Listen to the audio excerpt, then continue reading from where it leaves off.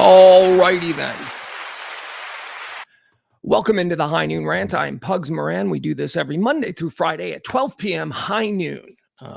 It looks like it's about to thunderstorm on this beautiful high noon afternoon in lovely downtown Highland Park, Texas. Okay, let me get all this out of the way. All right, first and foremost, we do this every day, Monday through Friday. What is it? It is hot topics, current events, breaking news covered live as it happens. It is designed to be a place for those of us who live most of our lives online now to come and congregate once a day at 12 o'clock and get prepped up on everything that you need to know about what's happening. What else do I need to say?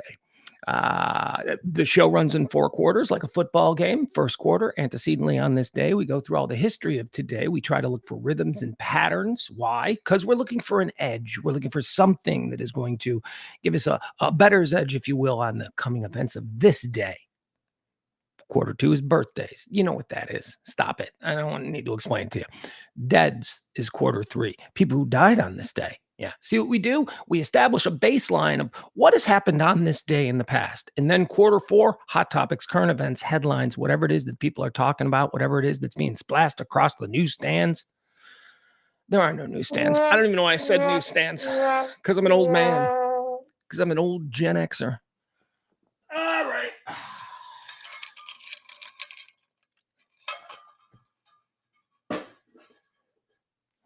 It also needs to be mentioned that this show runs on your gratuities, and it has been doing so for 2.5 years. Drop a little something in the tip jar. Treat me like I'm your bartender, your pizza delivery man, your Uber driver, whatever it is. Whoever performs a service for you, and you decide you want to drop them a little something, think of me as that guy, just in the information realm. That's how it works. That's how it works these days, because those of us who used to work in radio, we've been pushed online and we got to make do. Hi, Frank. Let's say hi to the chat room. Weirdly close up today. It is weirdly close up today, isn't it? What is happening here? Why is it so weirdly close up? Let me move it I'll tell you why. I do know why it's weirdly close up. Because I had to move the camera just a little bit because of the dog. Now it seems to be okay. Peter is here. Hi, Peter. Good to see you. Peter says, "We love you, Pugs Moran." Well, I don't know. Who are you? Who is the collective we that we are talking? Because Peter, I'll take it from you, but I don't know. Do you have the right to speak for others? Chuck's here. Hi, Chuck. Frank's here. Byron. Peter again. Let's see let me get the full chat room going. Okay. We got my boy Rob here. Okay, hold on. We're a little bit late today. I do apologize. There is some stuff happening here locally that I've been chasing leads. I've been putting my old journalism school hat on and chasing leads and talking to people and getting stories and that's how we're going to start today's show. We're going to start out of order today. Typically, we'd start with quarter 1. We'd go through birthdays, and we'd do it. You know the process. If you've been here at all over the course of the last 2.5 years, every day at noon, you know how this runs down. But today we're going to talk about something different because, that's going to happen. That is going to happen regularly. Hold on, let me see. Breaking news, folks. You got all sources. Yeah, oh God, my shit is blowing up. This is like the worst. Okay. So there's some rumors, and I'm gonna treat this. I'm gonna try and separate my human part of this, my emotional invested part in this. I'm gonna try and compartmentalize all that. And I'm just gonna talk about this like a news story that's developing.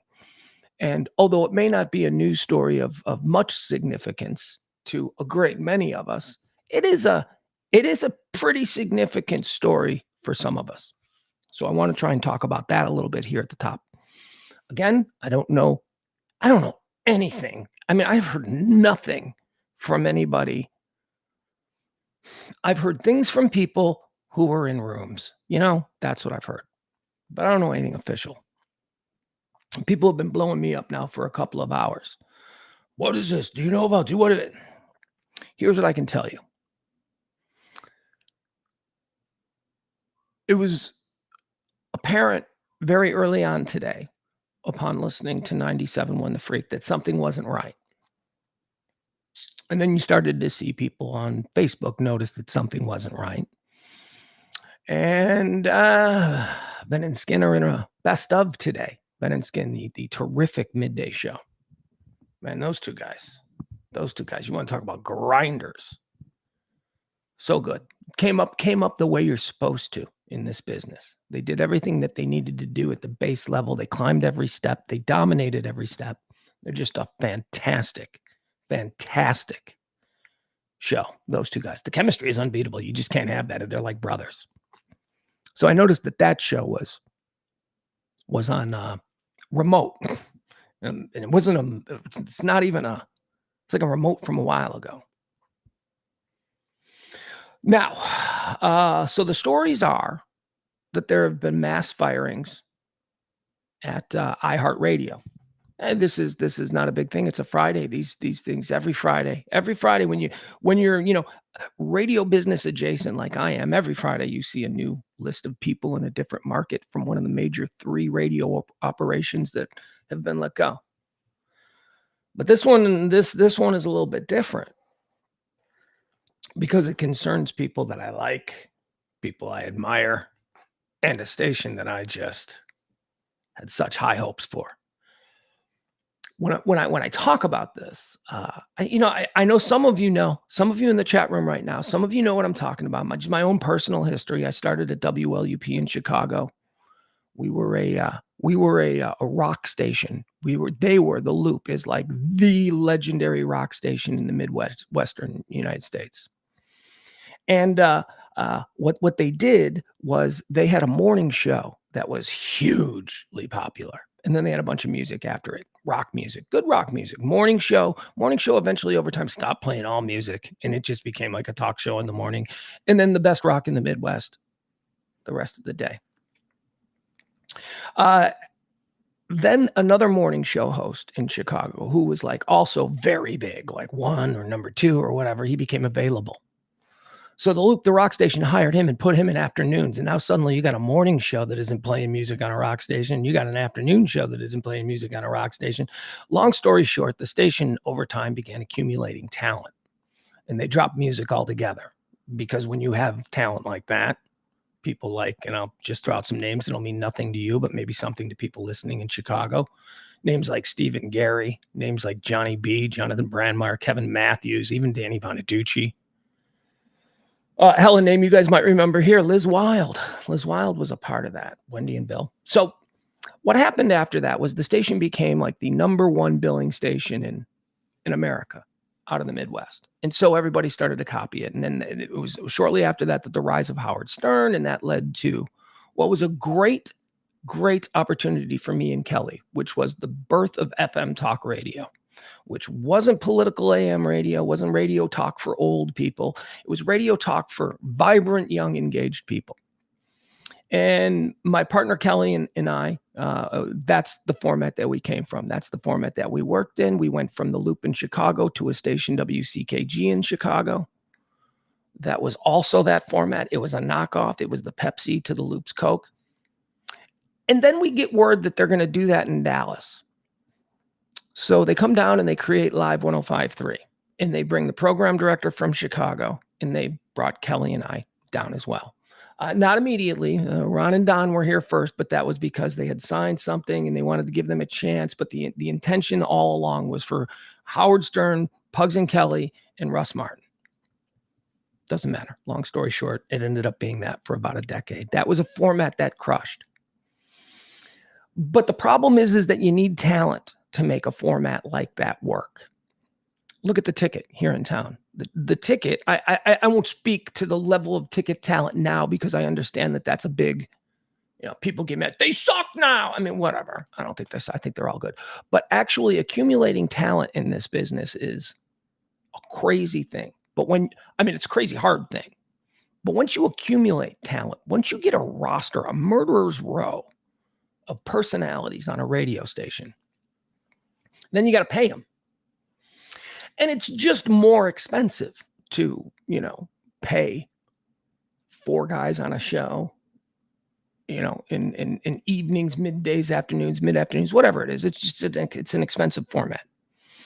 And so it is dependent on people to really, really take to that format. And that's what happened with FM Talk about 15 years ago.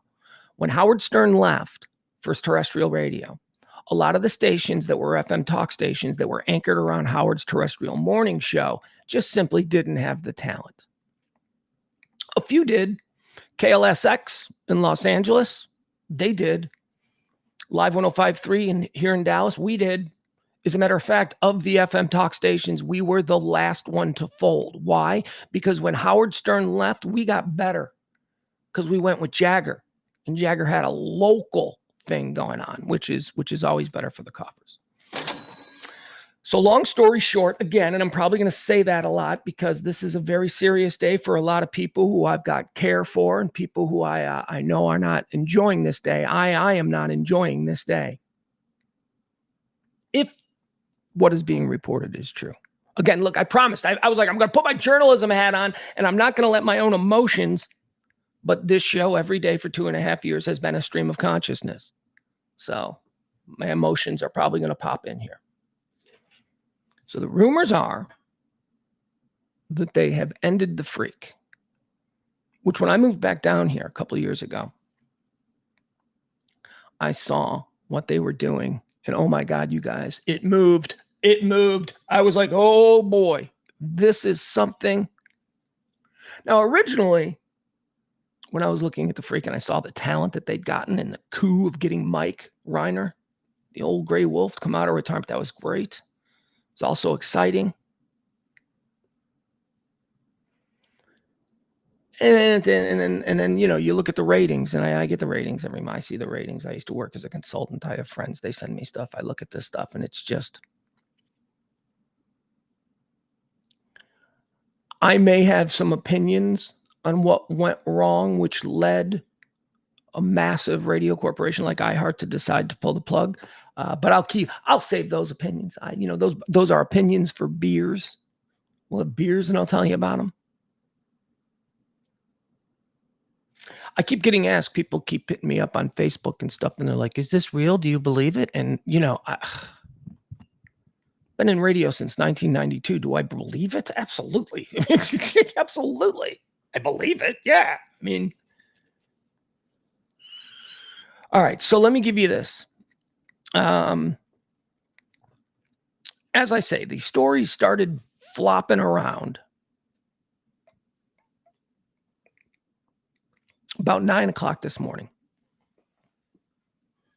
Maybe later, I'm not sure. I might not have the timing right.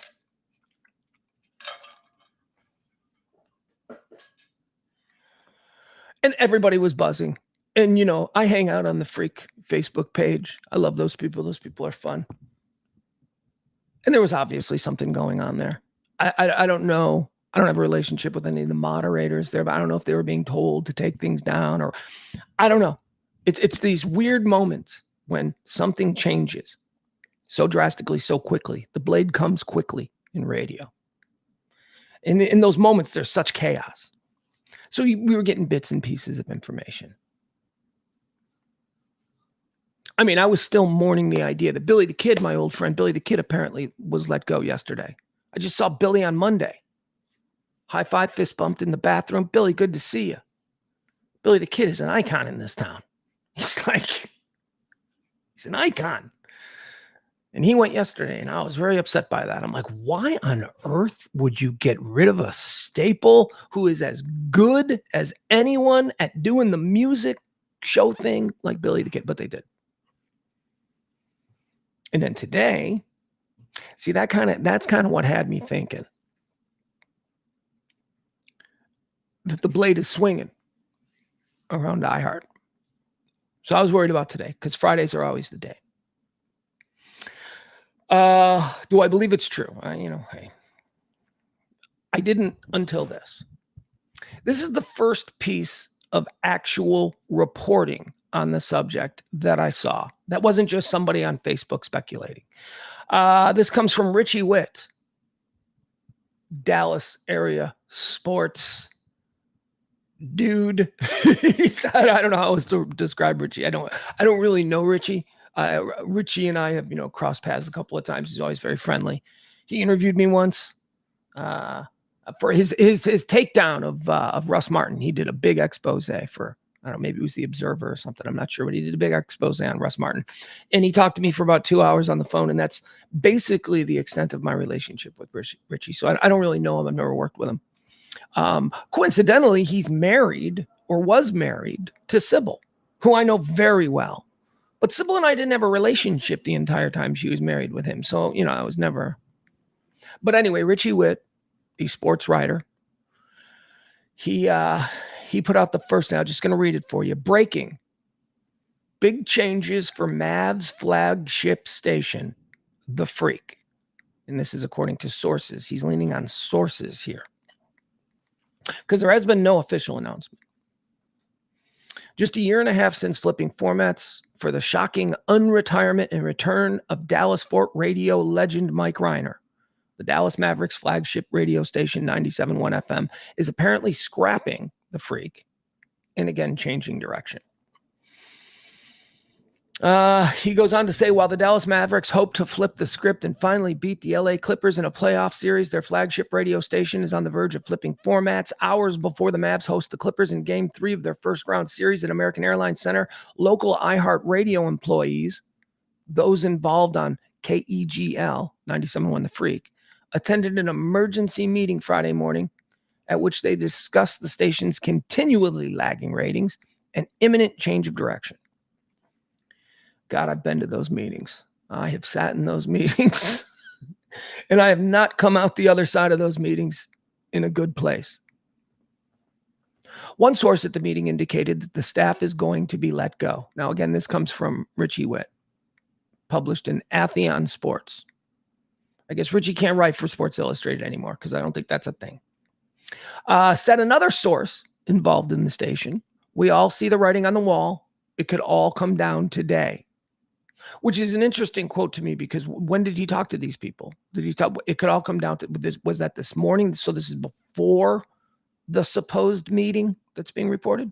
There's no indication that tonight's broadcast of the Mavs Clippers won't go on as scheduled, including a play-by-play call of legendary Mavs voice Chuck Cooperstein. All right.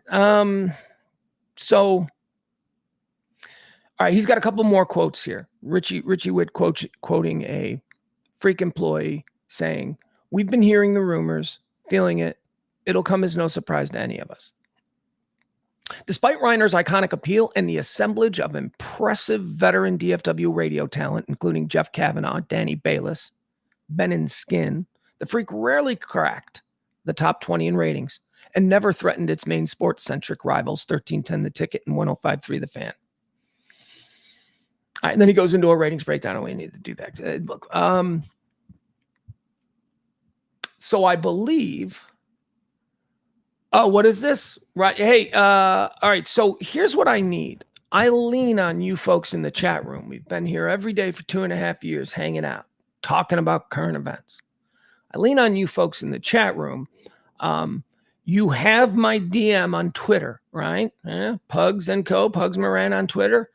Bradman says Riner just posted a video. I see. All right. So if you guys, please hit me up. If you can find that stuff, you're the chat room producers. I have no producers. This is a one-man band. Find that stuff. Send it to me on my Twitter. Okay. Send it to me on my Twitter, not on my, oh, somebody says they linked it in the chat. Hold on. You know what? I'm going to go look for this because this is breaking news. So let's see what Mike says. Oh, boy, oh, boy.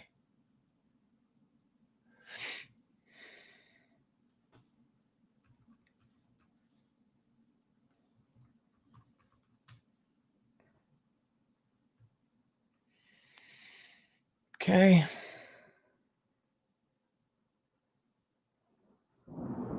All right. I don't see it on Reiner's I don't see it on Reiner's page. I don't think. Yeah, on Reiner's page, the one that I have here, The one with 106 gaudy thousand listeners. Oh my, or followers. Riner's got 106K. Good for him. I do not see anything there. Let me check on Facebook. Ugh. All right.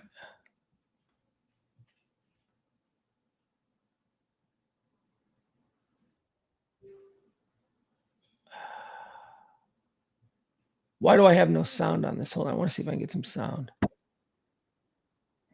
Yeah. All right. So here we go.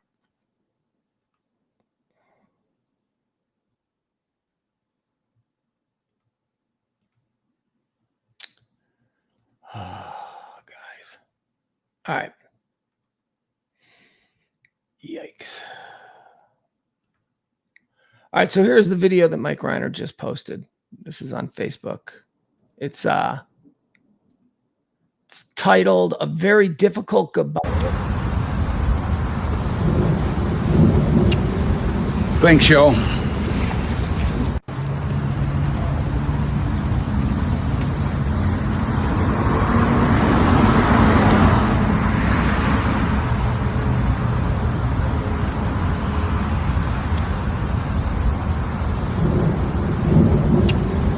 Thanks, yo. Okay.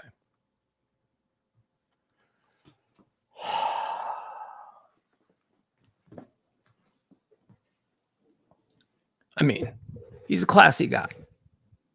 That's a classy way to, yeah.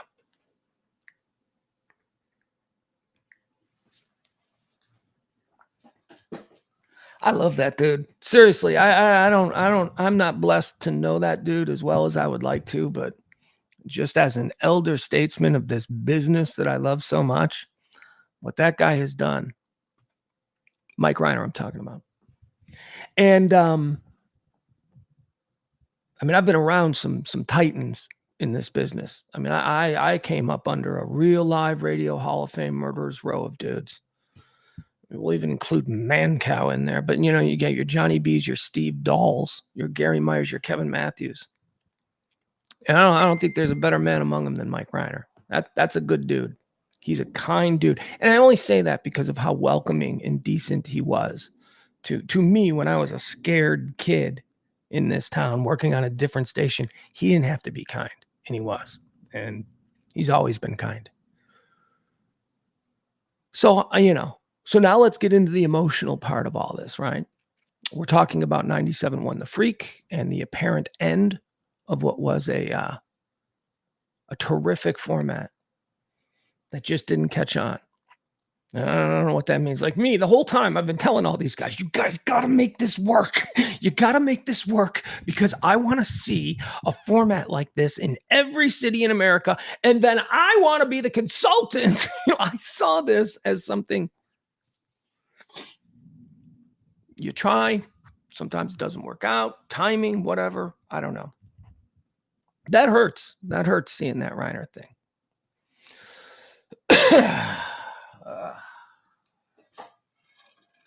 All right.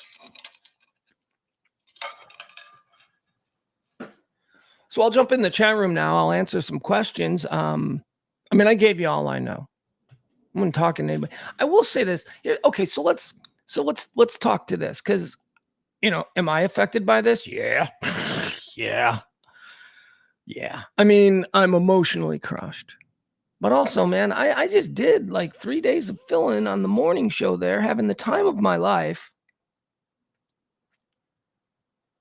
You know, this business is rough, so you don't put all your eggs in one basket, but I'm like, this could be a thing. Like maybe I could develop something here. I'd screwed around on weekends, you know, maybe this, I don't know what's going to happen when the Mavs go away. You know, I'm like, oh, I would love to do a nighttime show. You know, I just wanted to be a part of it.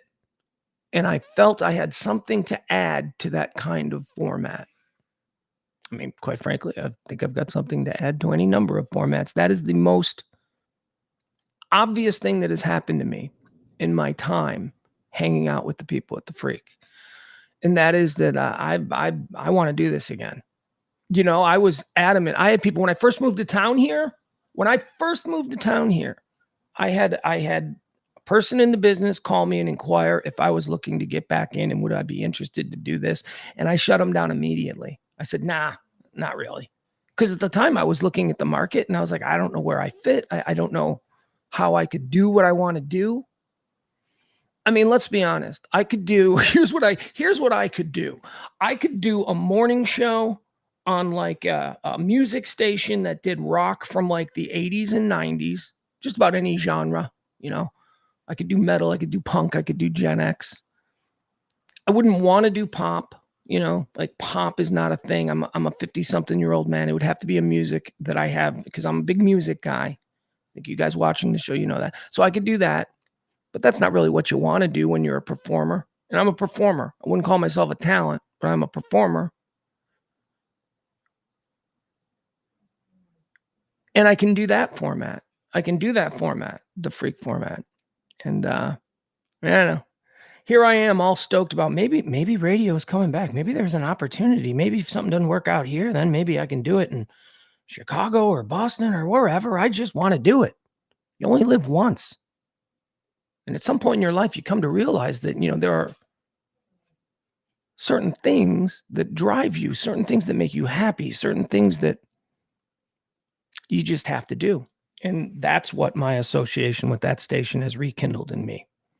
A belief that I want to do this and that I can do it. But again, it's a very specific kind of thing for me. I'm not going to go do a mornings on a hip hop station, right? I don't want to do dance music. No, thank you. But boy, the idea of doing a talk show. I mean, look, you guys tune in every day here, right? We do this for 2 hours. I stream of conscious, nonstop talking about the world, the day, the hot topics, the current events. I do that every day for at least 2 hours. Yesterday, we went 3.5 hours. By the way, I'm sorry for those of you who are like, don't do sports. And then I did 45 minutes of extensive draft breakdown. That was for me. That one was, admittedly, that one was for me. By the way, we're going to do some draft breakdown today as well. Let's go to the chat room. Let me look in the chat room. Let me see what's happening with the people in the chat room. Let me take some questions. If you have any questions, are we not sharing the chat? Let me make sure we're doing that. We're doing that properly. All right. Rick says, I actually worked on a station that played Sinatra and Crosby, big band stuff. It was boring as hell. You know, that's actually not a format I would push away. I think there's some room to develop something with that. I just don't know how many people want to listen to that. I love that stuff. I love Sinatra. I love the whole Rat Pack scene. I could talk up some Glenn Miller if I needed to. Little Tommy Dorsey. I can even go as deep as Harry James. Let's go. Let's see. Frank says Pugs doing sports would be awesome. I could totally. Thank you, Frank. I appreciate that. I could totally do sports. And I regret now about 15 years ago, I had an opportunity to do sports full time. And I just felt, that's too limiting. And now the irony is that my best friend in this entire business is like the biggest and most influential sports programmer in the country. So I could do sports. I just never really thought that was too limiting. I like the idea of what the freak was doing, you know, a little bit of sports, a little bit of guy talk, that kind of thing. But that is, you know, that's what a good male targeted morning show is anyway. So, I mean, I suppose that can work. As I said, I just did 3 days of filling over there at the freak. And it was great and it was fun. And, you know, there was hopes that I had that, okay, maybe, I don't know, maybe the news junkies, maybe they'll want a local kind of news junkies thing. I don't know what it was. But that's me. And I'm trying to give you a full and uncensored emotional accounting of how I feel, while at the same time giving you details about what happened. The most cutting detail that we have, the most cutting evidence that any of this is true, is that Mike Riner post, which I think, watch it one more time. I think we understand what Mike Riner is getting up to here.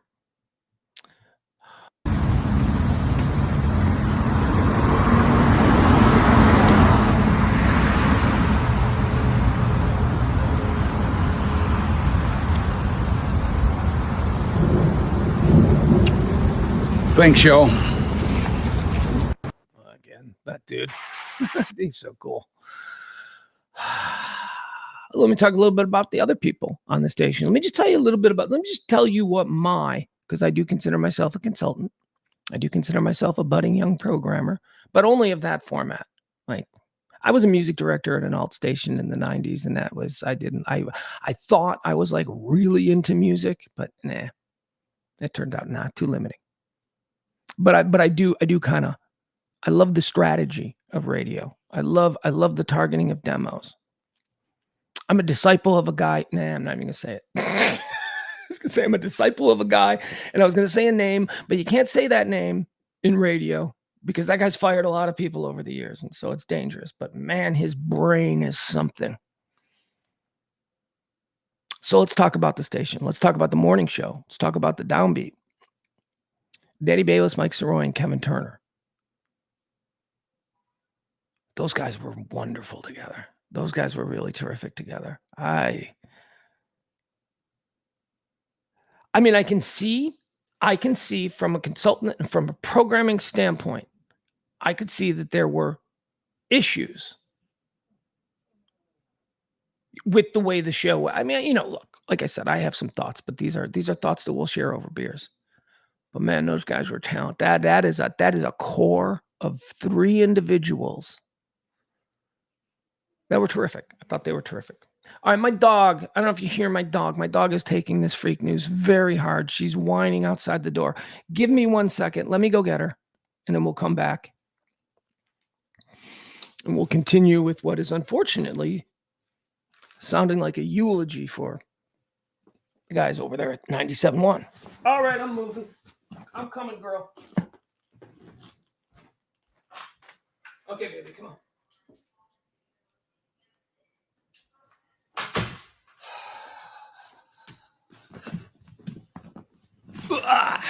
All right. To climb into the cockpit studio that I've built here.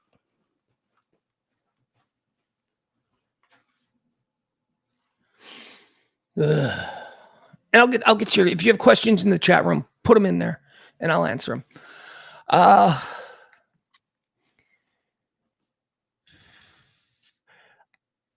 What I would have liked to have tried, I don't know. I shouldn't say these things.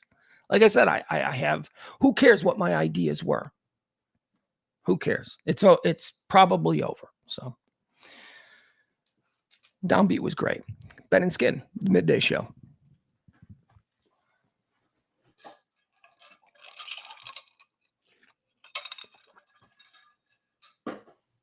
Two hardest working men in radio. I'll tell you, those guys got something going on. They've got multiple pots that they are stirring. They're going to be fine. Don't cry for those guys. I have to imagine that they'll probably rebound somewhere fairly shortly. That's a good show. That is a show. Here's what I am. I'm a snob of how shows sound.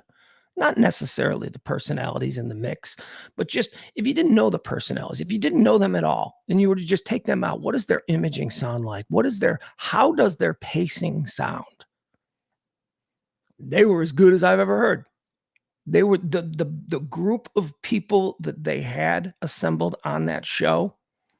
That was a good show. That is a really good show.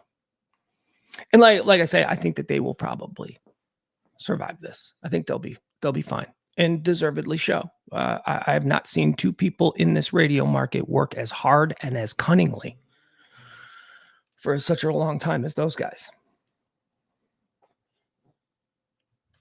The afternoon show. What do you say about the afternoon show there, right? Well, first of all, we need to mention Groobs. I don't want to pass over him because he's not necessarily, I don't really associate him with a show in particular other than just the soul and the spirit that makes that station go. He's incredible. He'll be fine. He's too talented to not be fine. Mike Riner, I've told you about him. He was terrific. Came out of retirement. How exciting was that? Kavanagh, I don't know that well. But I think Kavanagh's terrific. I think Jeff Kavanagh. I don't know. I think Jeff Kavanagh would work best, and this is going to sound bad, but I think it would work best with somebody like me. Like Jeff Kavanagh is the sniper in the weeds. Jeff Kavanagh is so smart and so quick and so understated and nuanced. He needs to be balanced out by a blowhard who is just going to blah, blah, blah, blah, blah, blah, blah, nonsense. And then he's the sniper in the weeds. He'll just say one thing like, well, that's just stupid. And it'll kill the room. He's just so good. I don't remember him on 105.3 because he came in the regime after we had left. And apparently he was quite good. But I don't remember him as a solo driver of a morning show or, man, the station. I just really thought that they had an assemblage of talent. And not only that, but also good people, decent people. Radio is a terrible, terrible business. There are just some really mean people. Just people who are mean. And I worry. I sometimes think, was I ever one of those people? Did I ever get caught up in it where I was, dismissive of an intern or, I don't think so. Did I ever actively try and backstab somebody that was on my same team, which is a thing that is so common in big time major market radio? The afternoon guy, the morning guy, they sound like buddies and, hey, how you doing, man? Good to see you. But in real life, they're just egomaniacs who are just trying to kill the other one. Had a bad situation with Russ Martin. He was the apex predator of terrible people in radio, at least in this market. Never met a dude worse than him. I mean, just evil, just cruel. But even then, I never backstabbed him. We didn't have to. We were pretty clear about it. Yeah, that guy's a dick. No, we don't want to. Nah, we hate that guy. Not publicly, but privately. There was no love lost between us. But that's the thing about this freak station. They seemed, and maybe they just performed the act better than anyone else, but they really seemed both on and off the air like they were a close-knit group of people. And that's a shame to see a station that was able to achieve that kind of thing. I don't know. I'm a little bit fucking pissed. I don't know. It's like there's like one part of me, I'm like, fuck, man. What? And then another part of me is like, well, this is radio. All right, back to the chat room. Let's see here. Guy on YouTube says, y'all were great Friday, Monday, and Tuesday on the station. Well, thank you. I appreciate that. That's nice. I think we were as well. But that doesn't that and $4 will get you a venti coffee at Starbucks. Let's see, who else do we have here? I'm looking for some actual just direct questions instead of comments. Kind of doing the chat room a little bit differently. Witch Kitty says, I generally listen or watch. I'm working and I love hearing this in the background. Okay.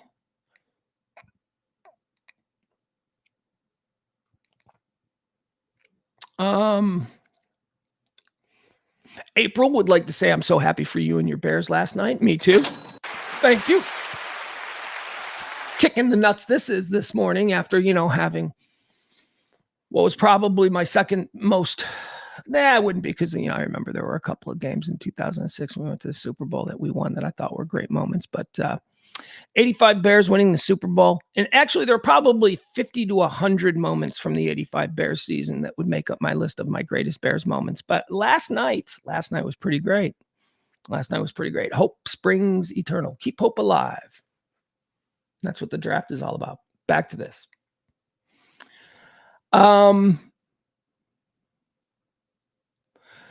Brad says, do you think that the government recently abolishing non-competes will help these guys find new homes easier? Well, yeah, absolutely. Yeah, without a doubt. I don't believe that there's no correlation between these two stories, but yeah, there's never been a better time to get fired in radio. I mean, I used to get fired and then you had to sit there for 6 months and you couldn't do anything until the heat was off you, and then nobody wanted to hire you again because they were like, oh yeah, I remember you. You got fired a couple of months back. So yeah, I do. I think that's I think that's a blessing, a minor one. People would rather be employed. People would rather have health insurance and all of that stuff. But yeah, I think that there being no more non-competes in this country is certainly a positive to being fired. Peter asked a question. Let me see if I can find Peter's question. Hold on. I will go through these. Give me a second. I have difficulty scrolling. Kind of an idiot. Can't scroll well.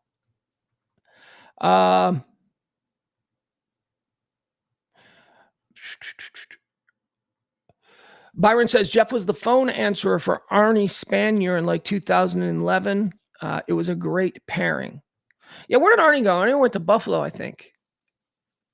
I don't know that. I remember when that happened. I'm like, why would he go to Buffalo from Dallas? That's unless you're from Buffalo. Is he from Buffalo? I don't know.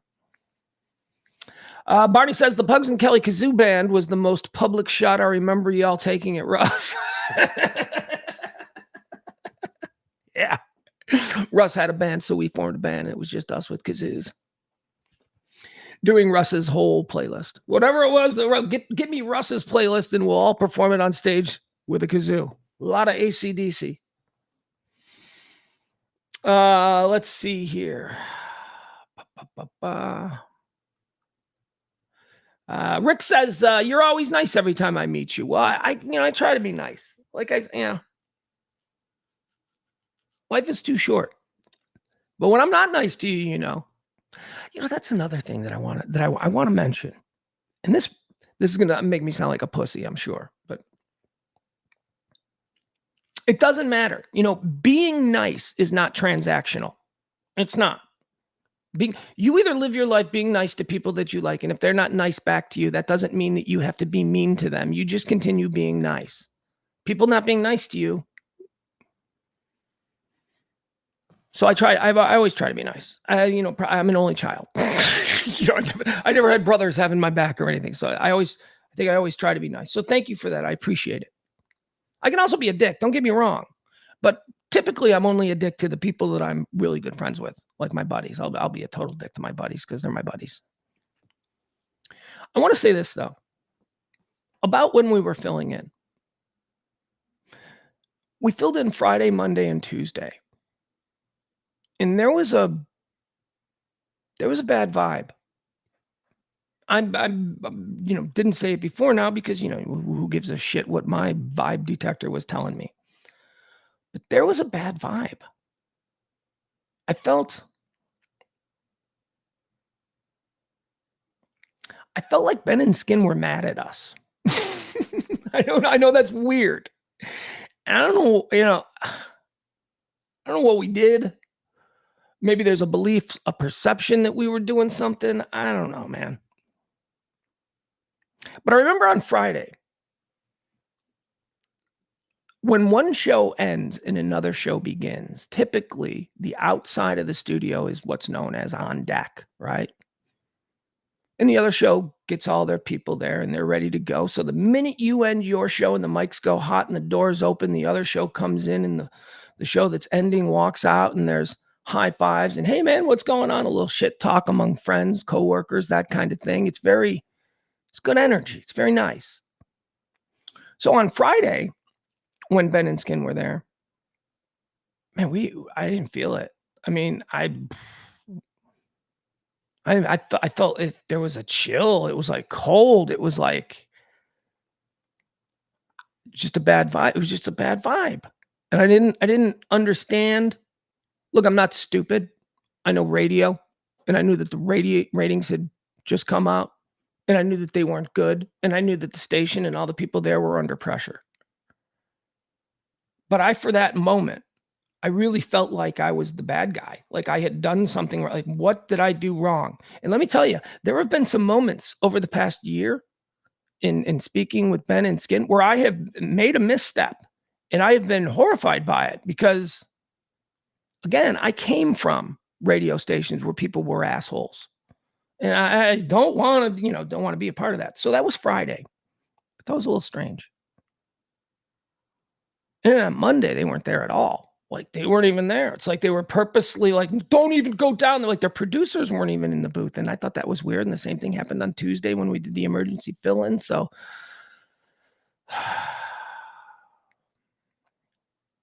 it was weird. I felt like I was being blamed for something, for filling in on Tuesday when I get a call at 2:00 in the afternoon that Mike Soroy's sick. And I'm like, yeah, we'd love to. I mean, but I understand it. I understand it. I completely get it. And I don't think I think they're good. I think they're good people. I think they're people who you don't cross. I think that's important to know about those guys. But I did feel it. I did feel like there was some real fuck this guy attitude from them. And I didn't feel it was deserved. I didn't. And by the way, you guys know, you people who listen to this show every day for the last 2.5 years, you know when I'm being performative, and I think you know when I'm being straight with you. I'm a big advocate of therapy. I suffer with depression. I've gone through all kinds of work on myself in the past 15 years. And one of the things that I do is I speak candidly and openly about emotional issues. I'm not being performative when I tell these stories. I'm just being upfront. Look, if you people think that I have some Machiavellian ulterior motives and that he's really just playing 3D chess, take a fucking look at my life, okay? My life is not the end result of some incredible 3D chess playing guy who manipulates people. Look. So I did feel that. That was a weird thing that I felt on Monday. And again, being kind and whether or not you like people, I don't exist in a world where that's transactional.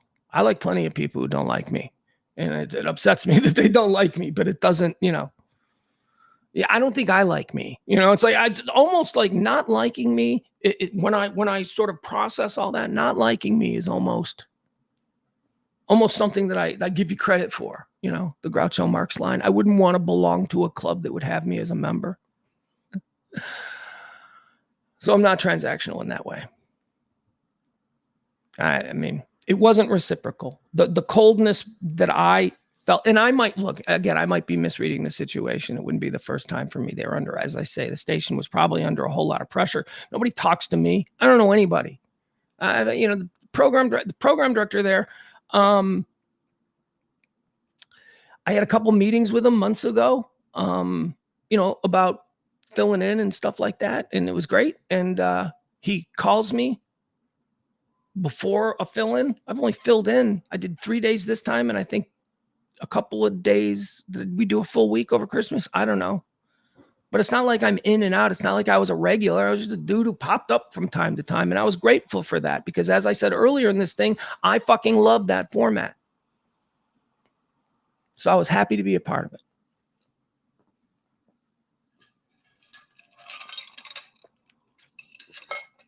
I've had nothing but good experiences with everybody there.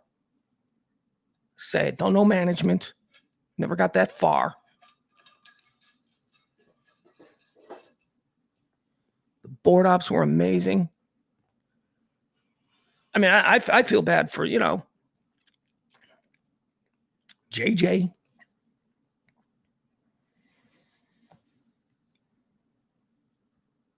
Megan, is it Megan? I always screw this up. Hold on, I got a new text. I got to see if this is important in any way, shape, or form.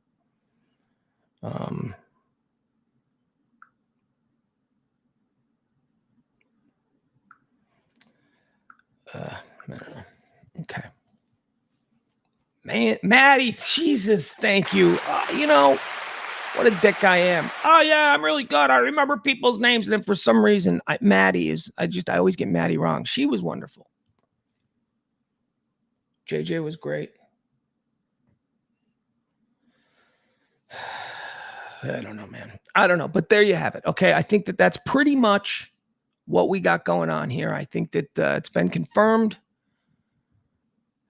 by Mike Riner Not confirmed. Very cryptic. Peter says 97.1 was the hard rock king for a while after Z-Rock left. Yeah. The Eagles' legacy is that they're a hard rock station. So what would they do? Would they go to hard rock again? Maybe. I don't know. It's not really a thing that I'm, when you're burying your wife, you don't really want to check out chicks in the parking lot. You know what I mean? Who knows what they're going to do? Maybe this is a stunt. Let's say, maybe this is a stunt. This would be a great stunt. This would be the kind of stunt that I would come up with. Hey, let's blow up the station on Friday and then bring it back on Monday. That's, fun. When radio used to be fun, we used to do things, used to play with people.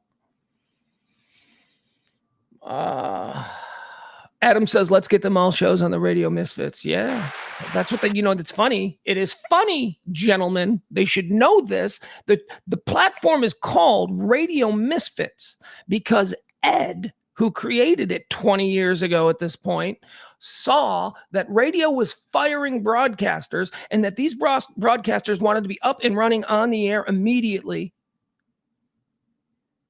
as soon as, they could. And so Radio Misfits, the name is because it was originally a podcast platform targeting deposed terrestrial radio hosts. Radio Misfits. Yeah, absolutely. Reach out to me, boys. Let's go. Let's get the freak up and running again. You put it right there in the Radio Misfits.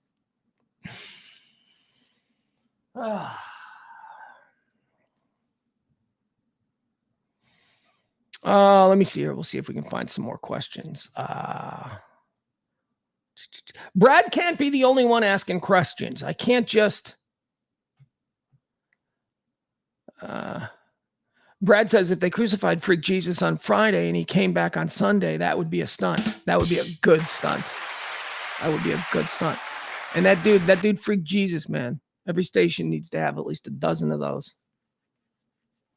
Can't say he didn't carry his weight as far as fan obligation, listener obligations. I don't know. Again, I have thoughts. And maybe we should all go get a beer this afternoon when I wrap this thing off, and I'll tell you my thoughts, especially after a couple of shots of Jamie and a few cold ones. Here's what I think. It's always been my problem. That's why I'm essentially... let's see. Adam says, damn, too bad it's not next week. That would be Orthodox Easter. Yeah. Oh, there's Carrie. Carrie's here. Freak Jesus is here. Appreciate you guys coming over. I am looking for your comments here. A lot of people hanging out in the chat room. Appreciate that. I'll answer questions. Brad says, I think the board ops will be safe, though. The JJs, the Maddies. Maybe, yeah. I would think. Unless they just run automatic. I don't know. I don't know what the plan is. I really don't. And I think that there might be some people at the station there. And that this might be the reason why I was feeling these weird chill out vibes from Ben and Skin, which again may have been wholly manufactured by my side. This might just be my own thing. I am not completely okay in here. I sometimes misinterpret situations, but I think that part of it might have been that they felt that maybe me or Sybil, maybe, I don't know, maybe we had some kind of information on what was happening and we just didn't. I can look at, again, if that's the case, I'm flattered you think that I'm that important, but I was such a fucking afterthought to everybody at that place. I had to kiss so much ass just to get a couple of fill-in days. So I didn't know anything. I was happy to be there. I always felt, though, I will say this, and this is something I always felt. Again, let me go back to my programming background on this. Shouldn't have been 3 shows. That, if you are going to go a 6 to 6, which is essentially what radio looks for now, 6 to 6, 6 a.m. to 6 p.m., it's a 12-hour day. Anything after 6 a.m. or 6 p.m. is considered, can't monetize it as well. So why even try? That's why you get a whole bunch of syndicated programming and all kinds of paid programming and all that stuff overnight, because they don't care. It's a loss leader. 6 to 6.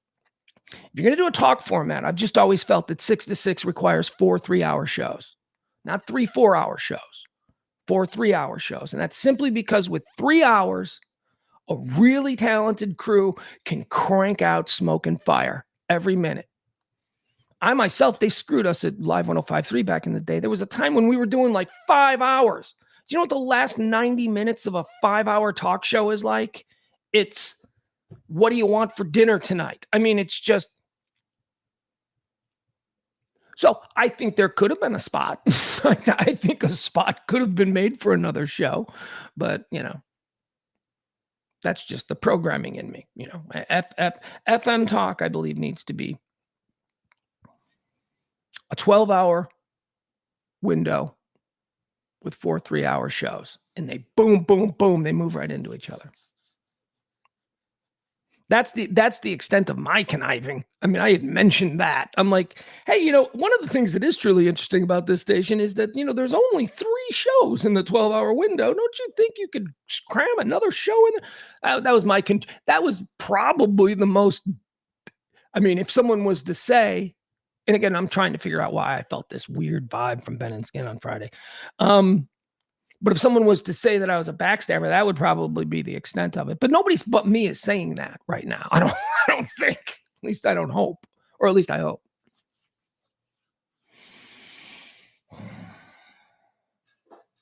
And then again, just me as a professional, I look at this whole situation and I go, what the fuck does this do for me? Where does this leave me?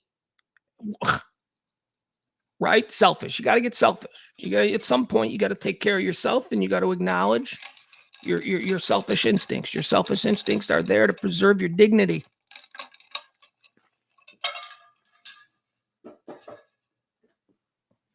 Let's go back to the chat room. We are going to do a show today, folks. I promise you. I know we're already an hour into the show and we haven't done anything, but we are going to do a show. We do have a whole bunch of stuff to talk about.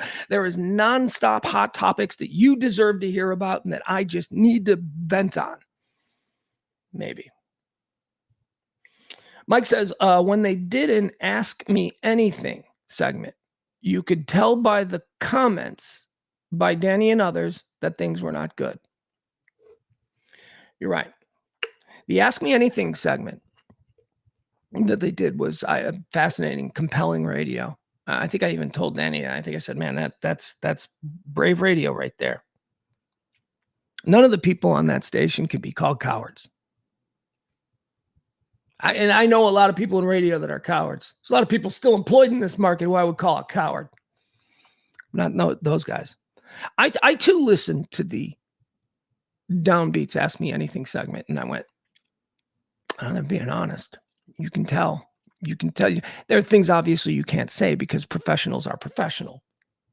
And those guys are all professional. But you could tell there was a vibe. There was a permanent lament, if you will.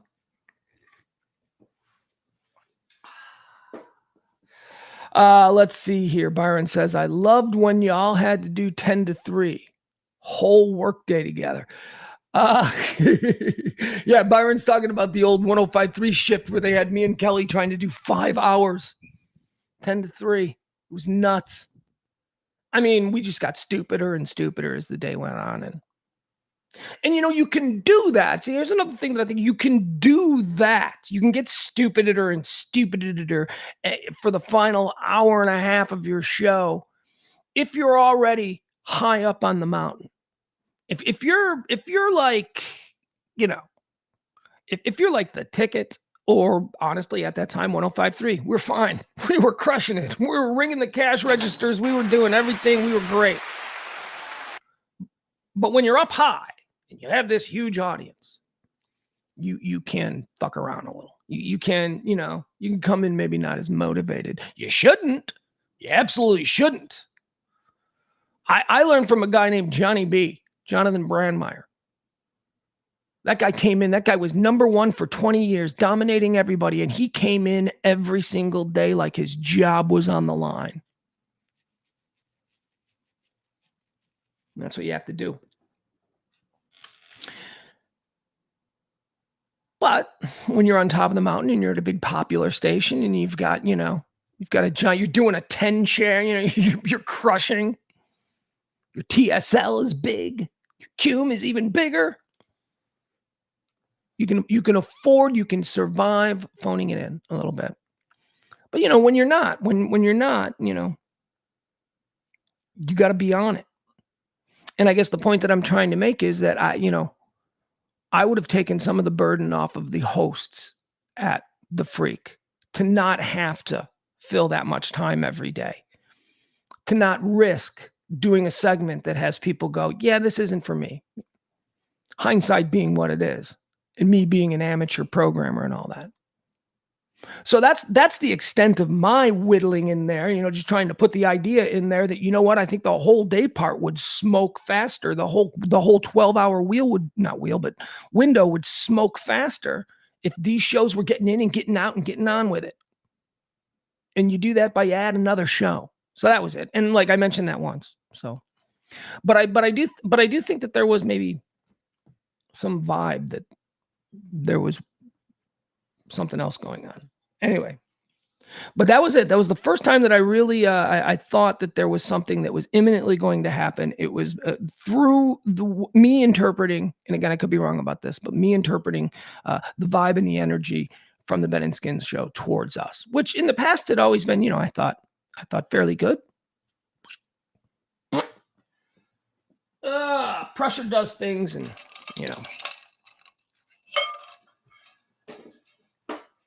they're all going to be fine. Hold on. Trying to fix something. They're all going to be fine.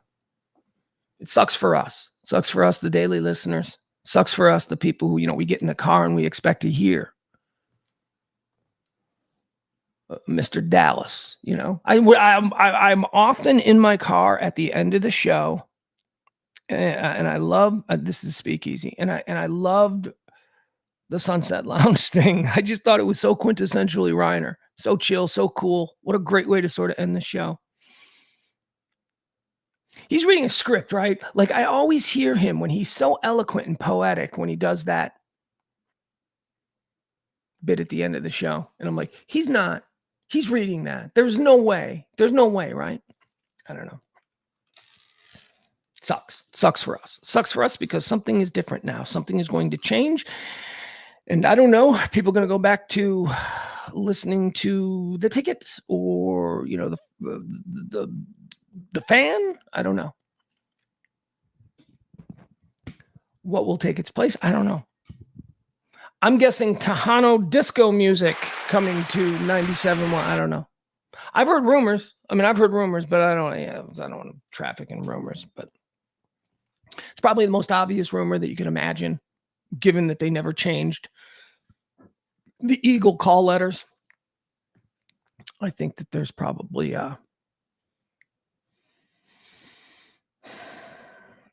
video stopped behind Peter. Yeah, the damn smart TV. Sometimes it stops. Doesn't matter. All right, guys. I don't know what else to say here. I was Scott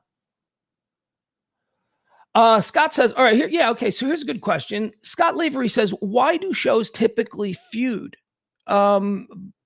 Simply put, egos.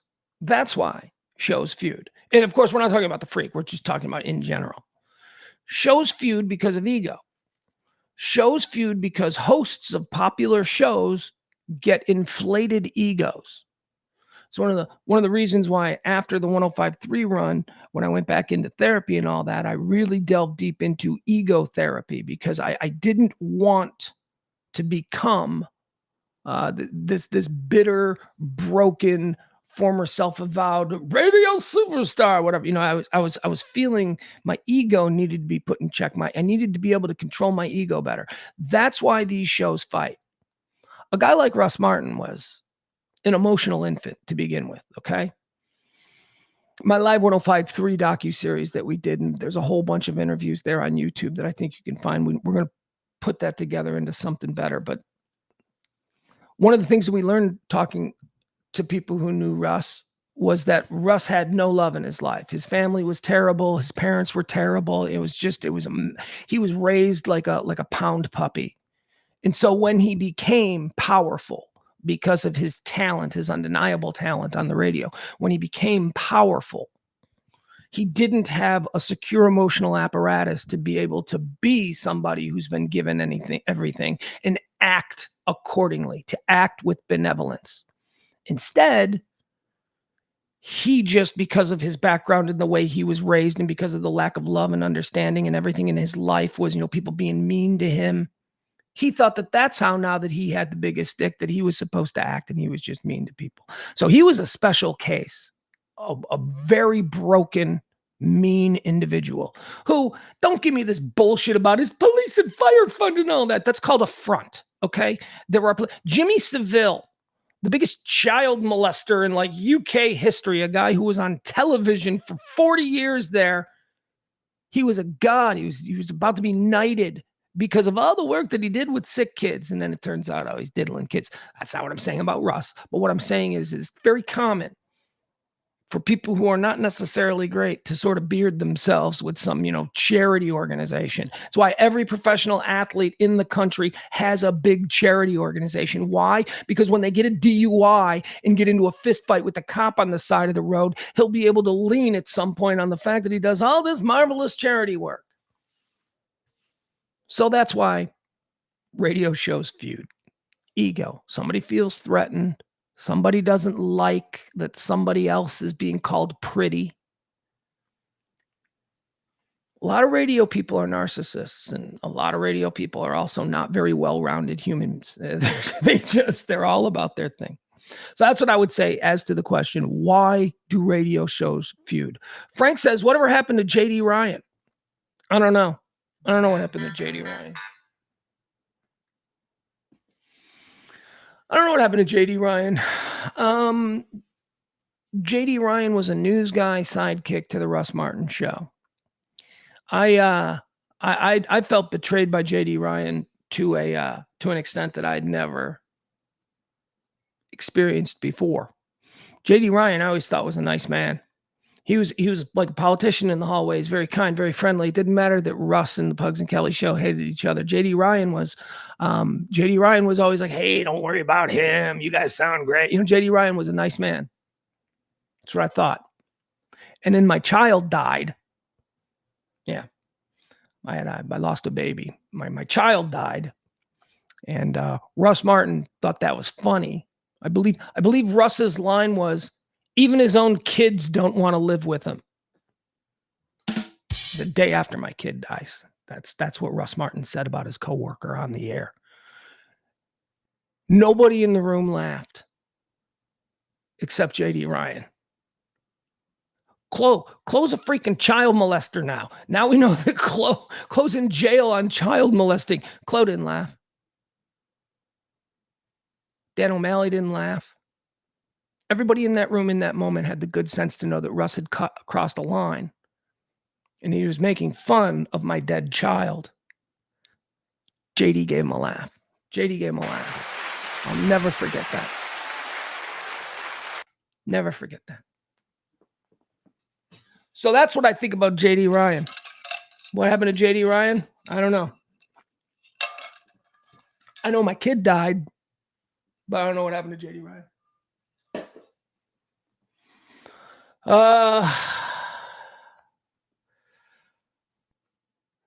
Have a good rest of your show, Brad says. Pugs, please let me know when. Okay, I will do that. I will do that.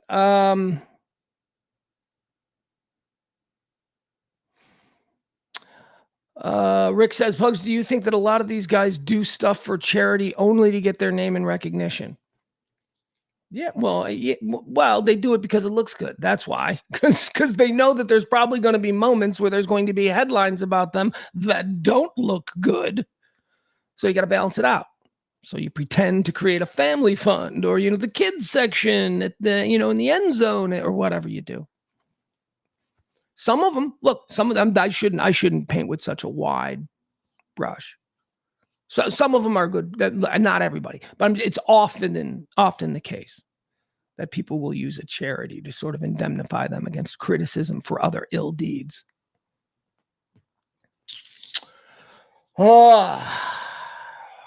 Jordan says Riner posted on Twitter. Okay, let's see what Mike says. We are covering the story that began as a rumor this morning and now seems to be becoming more and more obvious that 97.1 The Freak may no longer be a thing here in Dallas-Fort Worth.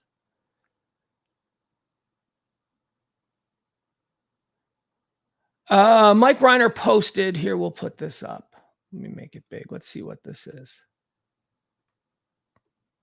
This is 11 minutes ago.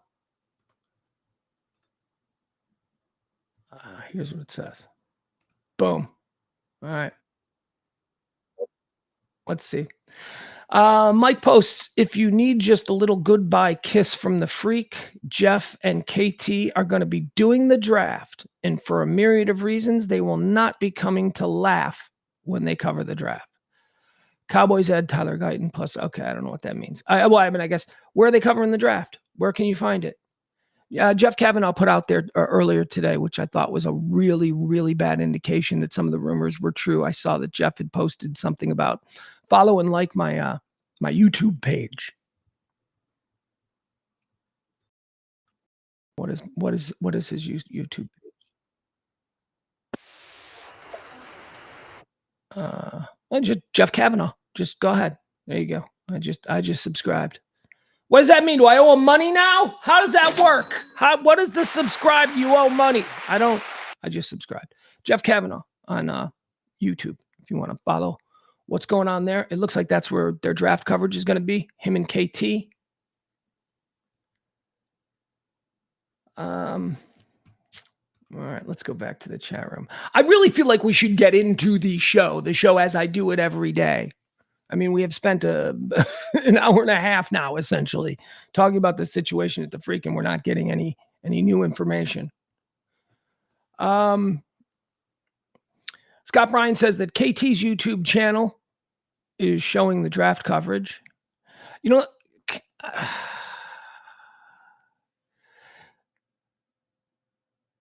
I don't want to address KT directly, but man, we are kindred spirits, my boy.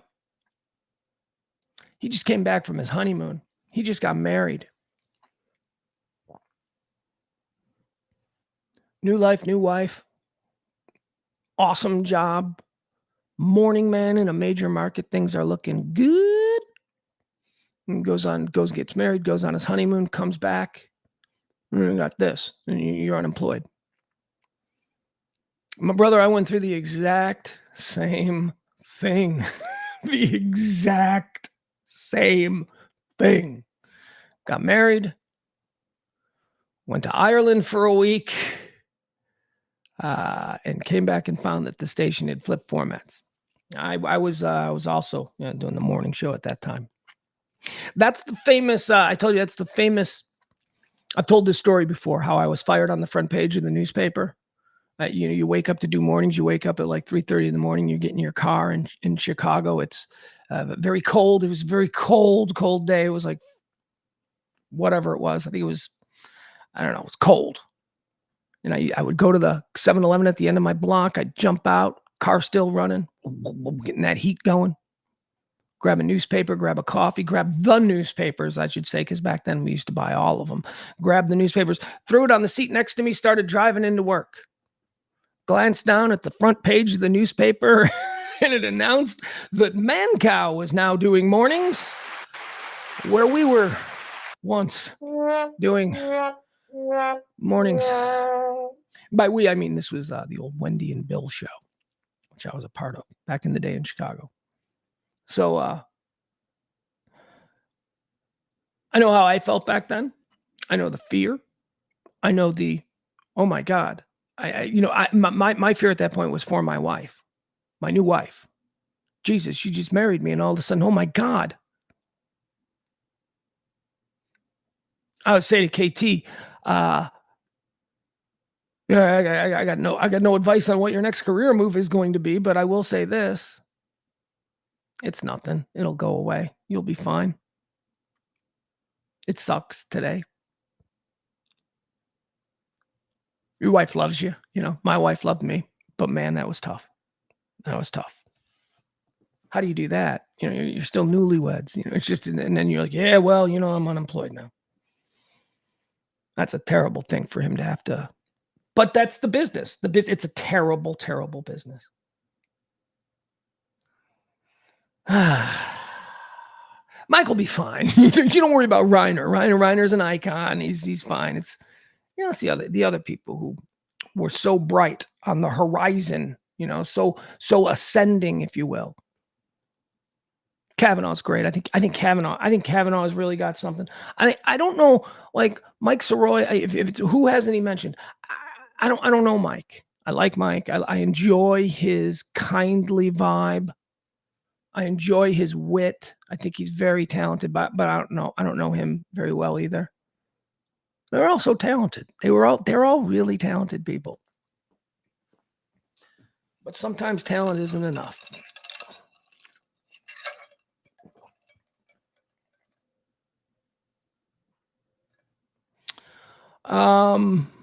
What else do we have? KT's YouTube channel. We've got that. Mike Soroy is a good dude. So I hear,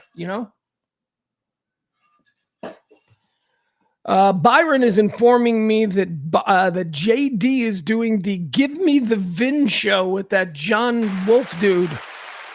Good for him. I'll tell you who else is involved over there is Mike Turley. Whew. Whew. Turley, boy. That is one of the best right there. That is one of the best to ever do it. And that John Clay Wolf dude, he recognized how good Mike Turley. You guys remember Mike Turley? He was the producer for Big Dick Hunter. Wild Ass Circus. Turley's a talent, man. Turley, I would love to have Turley produce. Oh boy. Anyway, yeah. So I guess they're all there together. Turley and JD Ryan, and then that other dude, the dude who sells cars on the radio. Hey, it seems to work for him. It's good. Cool. I'm not being dismissive. I'm just Bill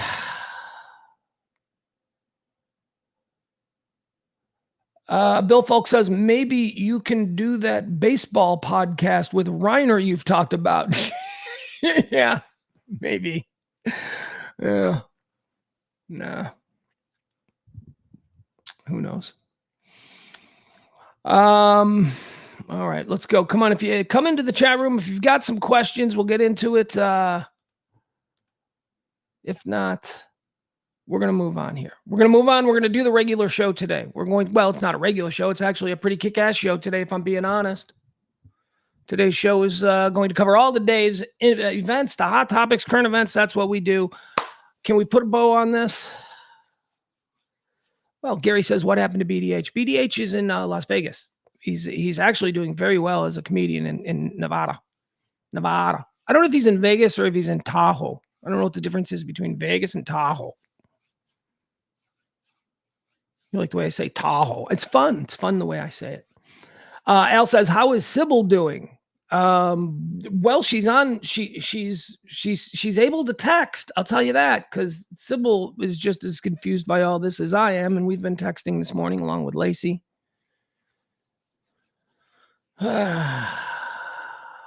All right, let's see here. Maybe I can do the baseball. I love that idea. Although honestly, it's really upsetting to me because it's like I said, I didn't want to do radio. I'd gotten out of radio. I haven't done radio in years. The last thing I did was WGN did a sports thing in Chicago, and I did that, and then I came back here and I'm like, no, let's blow up this digital thing. Let's do it. The time is now. Let's get some investment on the digital side. Let's actually do a hometown digital distributed station. Let's do it. Let's go. Right? That's what I wanted. Well, that didn't work out either because unfortunately, old dudes with money still think that, digital is just a fad or, because they don't listen to podcasts. Anyway, don't need to go into that. But I came back here totally interested in digital. Going to do digital. Want to do digital. Only want to do digital. Get a call very early on. Hey, you want to come back? You should do this. We're thinking about doing this. Would you be interested? I said, no, not even remotely. Digital. I want to focus on the digital. Then the freak pops up, and then I'm like, whoa, okay, change directions here. Now that is a form that is different. That if that format didn't exist when I was telling people I didn't want. I went hard, you guys. I went hard for years, just trying to stay on the radar, trying to stay supportive. I mean, I was naturally supportive. That wasn't hard to do because I loved the format and I loved the talent. But then to have this happen today is just such a kick in the nuts. Hold on, Mr. Popular. Everybody's blowing up my phone. Yeah, we got it. E is so awesome. E is just sending me like texts of links to stories that are like hours old. Come on, kid. You know I'm on this. You know I read that 2 hours ago. You don't need to be sending it to me. Al says, I guess he's referring to Sybil. Did Sybil feel the bad vibe also? I don't know. I'd probably ask her that now. I wouldn't answer for her, even if I did know, but it's not something that I mentioned. It's not something I talked about. It was just, I thought it was strange. I felt like maybe there was a chill. Like, why aren't they hanging out in the on-deck circle, getting ready to come in here? Why are they waiting for us to leave to even come down the hallway? I may be reading too much into it. And again, not transactional. This is not me going, oh, well, if they were doing that to me, then fuck them. That's not how I feel about all this. I understand the pressure that they were going under, and I think that there's probably an understandable, suspicious of everybody when you're being told that you guys got to do this or this is going to happen. And your job is on the line or whatever, you start looking at everybody, and you've got no love for people who could potentially in some parallel universe take your job, but that's certainly not what was going on. I don't know, I might just be paranoid about it, but I get it, I understand it. And all right, let's see.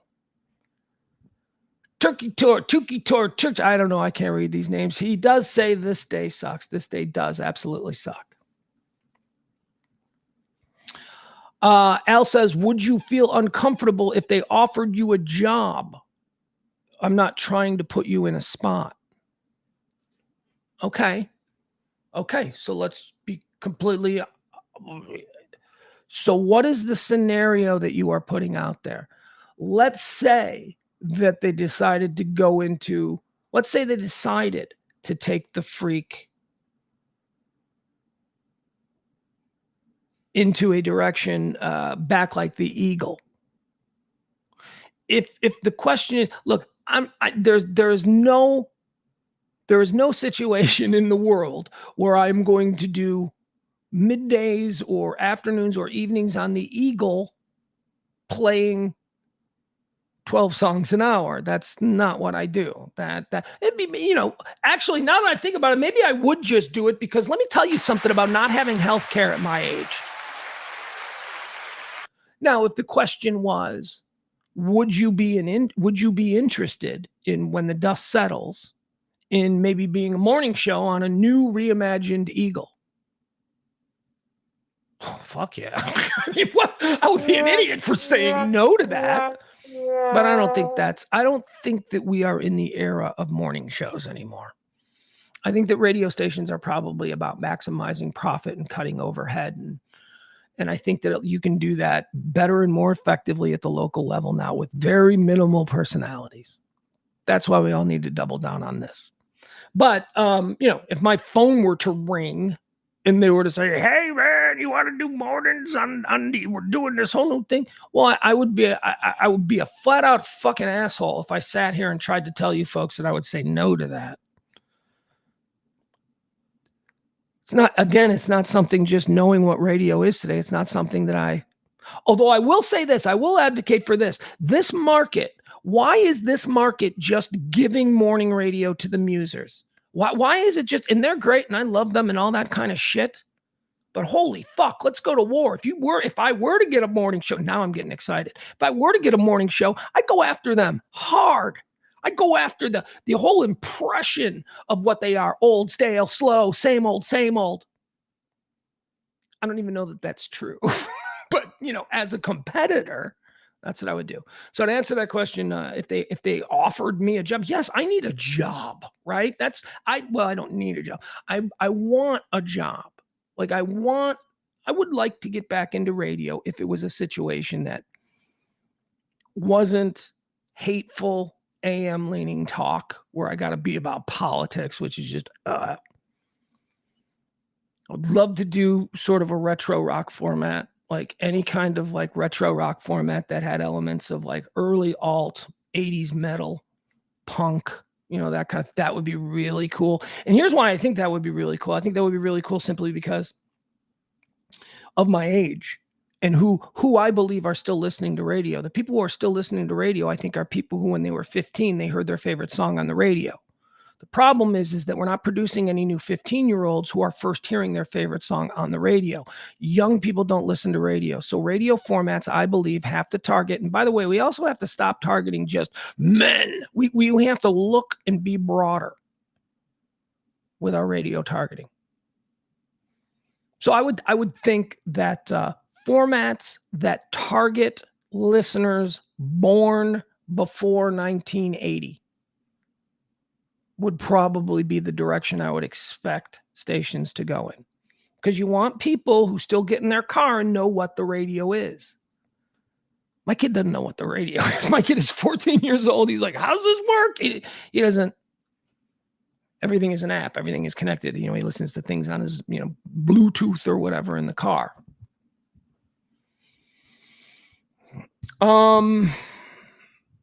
D Vega. I don't know if this is in relation to anything, but D Vega says Gordo is genius. You're damn right he is. You're damn right he is. That son of a bitch. Oh my God. Do you know how many people like back in Chicago I've told about Gordo?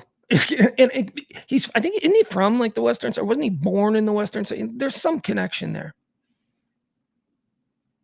Like whenever I'd be around my radio friends, they'd be like, so what's it like in Dallas? I'd be like, they got this dude. His name is, and then you go to the YouTube page and you start showing people Gordon. They all say the same thing. Why isn't he in Hollywood? I go, I don't know, because he's lazy. I don't know, because he's got it good in Dallas. Why leave? So yeah, I concur. Gordo is a genius. There's a lot of geniuses over there. There's a lot of geniuses in this market. Let's see. Somebody else says here in the chat room, we're taking questions from the chat room. I thought you were great on 105.3 back in the day. Been following you ever since. Thank you. I appreciate it. I did not. I for one did not think I was great on 105.3, but then again, I'm self-loathing. But thank you. I appreciate that. You have no idea. People are like, they try to be vain. They try to be downplay and be dismissive of that stuff. You tell me something nice. You tell me that I did something, and you tell me that you appreciate it. That means a lot. It does. Maybe there was a time it was like, yeah, whatever. No, that's not a thing. That's not a thing anymore. Freaking Al Gamboa at the end of every one of these live streams that I do every day, Monday through Friday from 12 to whenever. For years now, we've been doing these. Every day at the end of it, Al says, love you, you're the best, or whatever. I love that.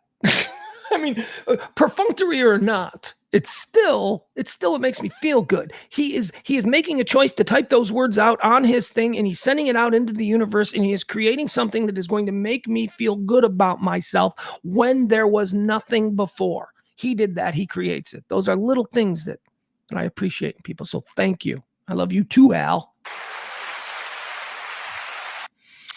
Let's see. All right, let's keep going. Frank says George Dunham lived in Illinois, but Gordon is from Mississippi and Richardson, Texas. I think there's some history of Gordon in the western suburbs of Chicago, and I specifically want to say Wheaton. I don't know if that, we'll have to investigate further, my guy. I'm sorry. Any other questions? Adam says that he can program a Riot Girl rock station. I would look, I think that's honestly, Adam, I love it. I love the way you're thinking, because micro targeting specific subgenres of music that appeal to people in a demographic that have sentimental attachment to that music is very smart. I just don't know how big Riot Girl music was. Like if you did a Riot Girl YouTube channel, I think you might do better. But I don't know if you're doing, see, here's the double-edged sword on that with radio. Radio is broadcasting. Have you ever thought about that term, broadcasting, and what it means? Broadcasting means that you are casting out a signal broadly. It's not specific to anybody. Anybody who's got this little antenna can grab it. That's what broadcasting is. What we do here, this is narrowcasting. This is digital distribution. This is a different thing. It is available to everybody, but you have to actively go out and seek it. It's not just going to appear magically in your car because you've got a box that, or a box in your living room where you can listen to it. I think Riot Girl might be a little bit too narrow for broadcasting. Who would your core artists be? That would be my next question as your music director, Adam Rant. If you were to do give me 4 core artists. This is how you build a format. So a Riot Girl format, Adam. Who would your 4 core artists be? Would they be L7? Would they be Hole? Would they be Veruca Salt? Would they be who else? Who else could we get in there? I mean, so many women were active in the that scene in bands that were mixed gender. Do you include bands that had dudes in it but were entirely driven by women? Is Riot Girl a state of mind or a type of music? These are the questions that we would have to ask before we develop a Riot Girl format. Hold on. Breaking news.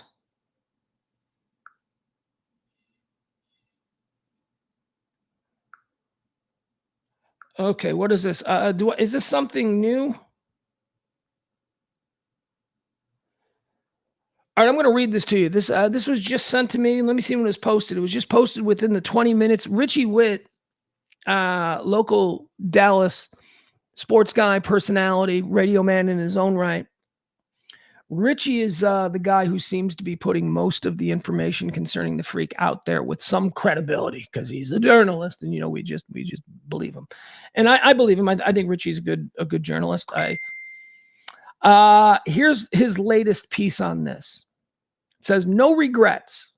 DFW radio legend Mike Riner explains firing from Mag's flagship station." This is what we've been waiting for, because Riner don't give no fucks. Riner been there, done that. He's got a new grandbaby. He's just he's not gonna lie to you. He's not gonna shit all over he's not trying to make sure he gets another job somewhere else. So this is the guy we need to listen to. This is the guy who is going to tell us the straight dope. So this comes from Mike Riner via Richie Witt, published just a few minutes ago. Despite already anchoring or authoring a Hall of Fame legacy, Mike Riner says he's open to more radio. Oh boy. Okay. And has no regrets about joining the Freak in the wake of being fired from the Dallas Mavericks flagship station. While the Dallas Mavericks prepare for a playoff game, the signature voice of their flagship station is preparing for life without radio, at least for now. Along with the entire staff of 97.1 The Freak, Dallas-Fort Worth legend and Texas Radio Hall of Famer Mike Riner. Okay, so that's a little something that I need that we could work on. My Chicago people, I didn't realize this. What do you mean Texas Radio Hall of Famer? Mike Riner is a Texas Radio Hall of Famer? Well, of course he was. I thought he was a Radio Hall of Famer. I thought he was a National Radio Hall of Famer. How is he not? All right, my Chicago people, any of you know Larry Wirt, who I believe is now the director of the National Radio Hall of Fame? Let's just bombard Larry Wirt with all kinds of information about Mike Riner. I can't believe that he's not in the actual... Anyway, I'm not going to get distracted by that. Let's get Mike Riner in the National Radio Hall of Fame. Mike Riner was abruptly fired by iHeart Friday morning. He invented the Guy Talk format at the ticket that captivated DFW. Okay, Richie. Look, okay. With all due respect to the great Mike Riner, who I've just kissed his ass, he did not invent the Guy Talk format. He perfected it in this market, and he was able to create and truly did invent a style of sports talk that is a hybrid that is absolutely brilliant, and it is still thriving today. That's what he did. But he didn't invent Guy Talk. I think there are any number of, I think Steve Dahl was doing Guy Talk at the highest level in 1979-80 when he blew up disco records at Comiskey Park and almost burned a baseball stadium down. By the way, greatest promotion in the history of radio, burning down your municipal stadium for ratings. That was, but okay, I'm not going to get pricky about this, right? Mike's got a whole wall full of accolades. He doesn't need to be stealing. He's not stealing, by the way. It doesn't mean that. Wrong word. He invented the Guy Talk format at the ticket 15 years after the Loop in Chicago had been doing it. But okay, what? That's fine. It's fine. Now, look, you can't tear down the ticket. The ticket is probably one of the 5 greatest radio stations in America. History, and not just like currently. I'm talking like in the big ones. It's legendary. When I moved to Dallas, I knew 2 names. When I was in Chicago, when they talked about you thinking about going to Dallas, I immediately went, okay, who do I know in the Dallas market? Not who do I know, but who am I aware of? Who in the Dallas market is nationally respected? And it was Mike Riner and Kid Craddock. Those were the 2. Wasn't Russ. I never heard of Russ until I walked into the buzzsaw that was his personality. 97-1 The Freak, Dallas-Fort Worth legend and Texas Radio Hall of Famer Mike Riner was abruptly fired from iHeartRadio Friday morning. He invented the Guy Talk format at the ticket that captivated DFW, revolutionized radio across the country, and made him an industry icon. Richie's doing him right. That's good. I get it. Richie's got some reverence for the dude, and this is good. It's all true, you know. At the ticket, it captivated and revolutionized radio across the country and made him an industry icon. Without uttering another syllable on air, his name will eternally rest comfortably alongside groundbreaking Dallas radio personalities Ron Chapman, Glenn Mitchell, Gordon McLennan, and Kid Craddock. Yeah, absolutely. No disagreement there at all. Riner's one of them dudes. He may even be the dude as far as like Dallas radio personalities in the modern era are. Here's what he says. But with the Freak kaput after only 18 months, now what is the question for Mike Riner? Again, this is Richie Witt. Mike says, I don't know for sure. All options are open, Riner said Friday in an exclusive visit with DallasBasketball.com. It's not like I'm going knocking on doors with resume in hand, but if somebody wants to talk, I'll listen. This thing didn't end well, but I had a lot of fun along the way, and it rejuvenated me. While 97.1 transitions again, this time we think back to a hard rock music format. Yeah, I would suspect that as well. I mean, the Eagles got legacy in this market. And again, they never changed KEGL. They never changed that. And I always looked at that like, fuck. That's like the sword of Damocles hanging over the Freak this whole time. It's like they're not, maybe normal radio listeners, they didn't notice that. But again, I work in the business and I know how these things, I was like, Jesus, really? Still calling it KEGL? Can't call it, we can't get KFRK or something, or I don't know. While 97.1 transitions again, this time, we think, back to a hard rock music format. The Mavs will take on the Los Angeles Clippers in Game 3 Friday night with its regularly scheduled broadcast led by familiar play-by-play voice Chuck Cooperstein. We know this. The Mavs contract with iHeart runs through the 2026 season. But both sides might desire a premature parting of the ways. iHeart is a music company. The Mavs would flourish more on a sports station. Wouldn't be surprising if the Mavs were already calling Odyssey, owners of the Fan, and Cumulus, owners of the ticket, or vice versa. Goes on now to talk more about Mike Riner.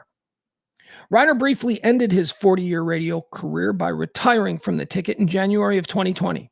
But in September of 2022, recruited and persuaded by longtime radio pals Ben Rogers and Skin Wade, he shockingly returned to lead 97.1's flip from rock to sports lifestyle talk. Though he was obviously the star attraction and afternoon drive time host on the station, Riner maintains it wasn't him who hatched the idea for the Freak. This was Ben and Skin's vision, Riner said. They had things rolling long before I jumped in. In fact, I was like an add-on at the last minute. Because of lagging ratings that rarely cracked DFW's top 20 and never threatened sports-centric, blah, blah, blah. We don't need to go into that. Why didn't the free-flowing, ad-libbed guy talk, sometimes sportsy station work? Richie asks. Mike says, the main thing is that management was never fully committed to it, Riner said. iHeart is a music radio company, and they got talked into doing something that went against their nature. Though Reiner's failed comeback, oh, fucking hell, yeah, I know, failed comeback. It's not a failed comeback. When you retire and you come out and dick around with something, and I'm not saying that that's what he was doing, dicking around, but it's not failed. The dude has already, his legacy is set. We established that in the first quarter of this. Though Reiner's failed comeback is like Jason Witten returning for one more year with the Dallas Cowboys or Michael Jordan's forgettable stint with the Washington Wizards. He refuses to worry about it, denting his otherwise pristine legacy. Says, I don't regret it at all, says Riner. We did some good radio at the Freak. Did some great radio at the Freak. You did some really great radio at the Freak. There were... Remember that? Nah, never mind. I was like, it would be so lame to just sit here and start waxing poetic about our favorite Freak moments. That's not what this is about. That's what the internet is for. That's what, somebody's future Facebook thread is going to be all about. Favorite Freak moments. Says we did some good radio at the Freak. I just don't have any empirical data to back that up. But I don't worry about my image. People can think whatever they want. I had a lot of fun. All right. It's official. Yeah, there you go. Well, we started out a couple hours ago here.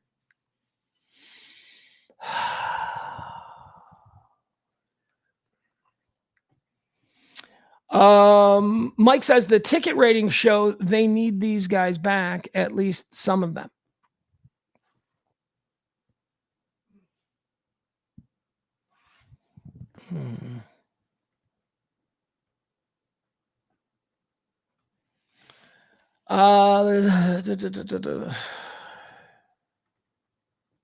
Just trying to see if we have anything new here.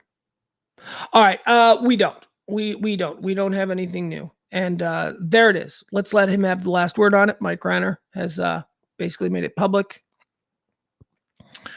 that the Freak is gone, and that is a really bad situation. And I have nothing else to say.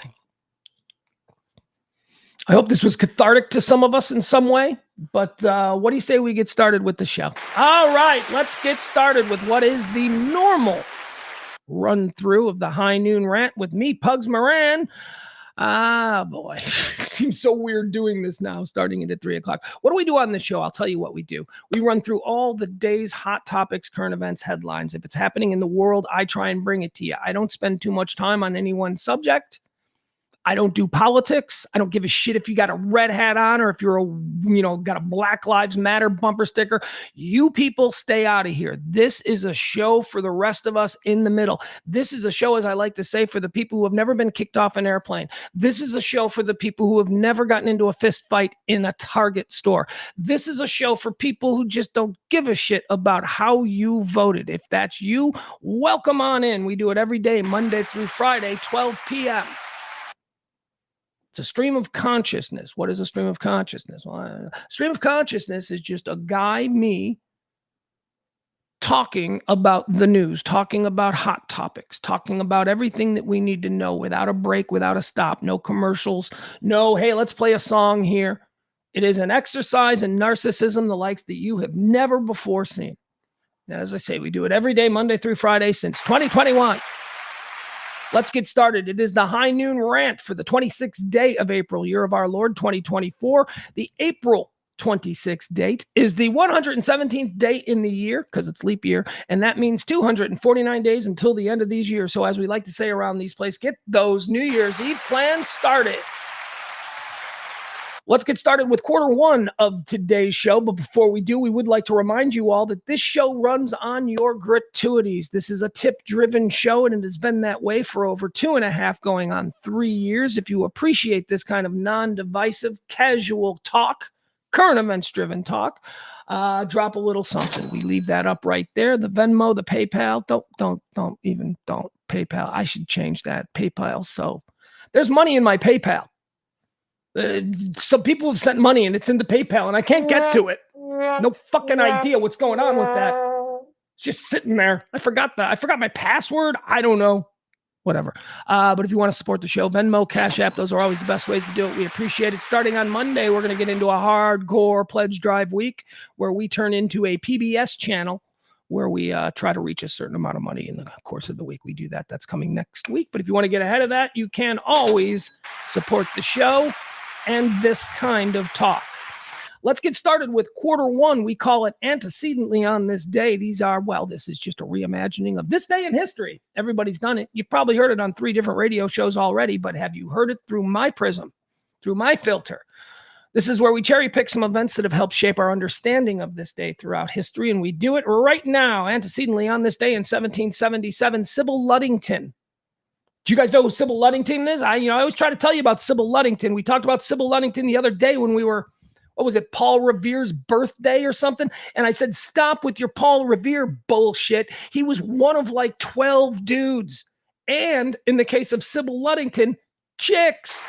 Teenage chicks, and a little teenage 16-year-old girl who you have to imagine back in these times, 16 was like 26. She was a 16-year-old girl. So by today's standards, we hear this. We're like, what? A 16-year-old girl set out upon that midnight ride to warn the militias of the countryside that the British were coming? The British were coming?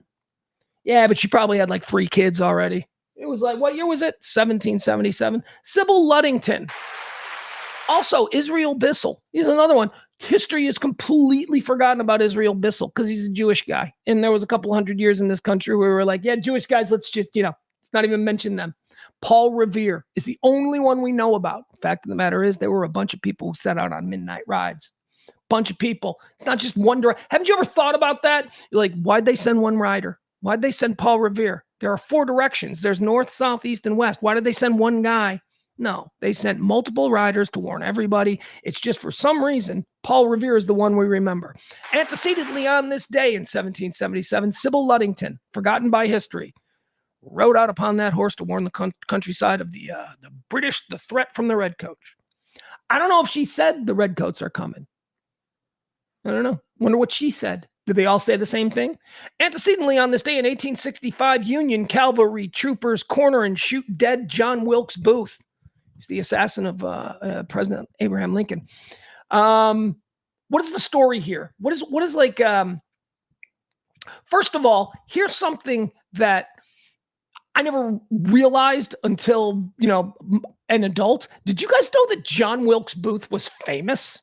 Like, before, not famous for shooting Lincoln. He was an actor. No, he's an actor, Pug, right? No, but I didn't think that like actors were famous back then because I think people are famous because of movies, because of TV, because of the projection of their likeness in their work.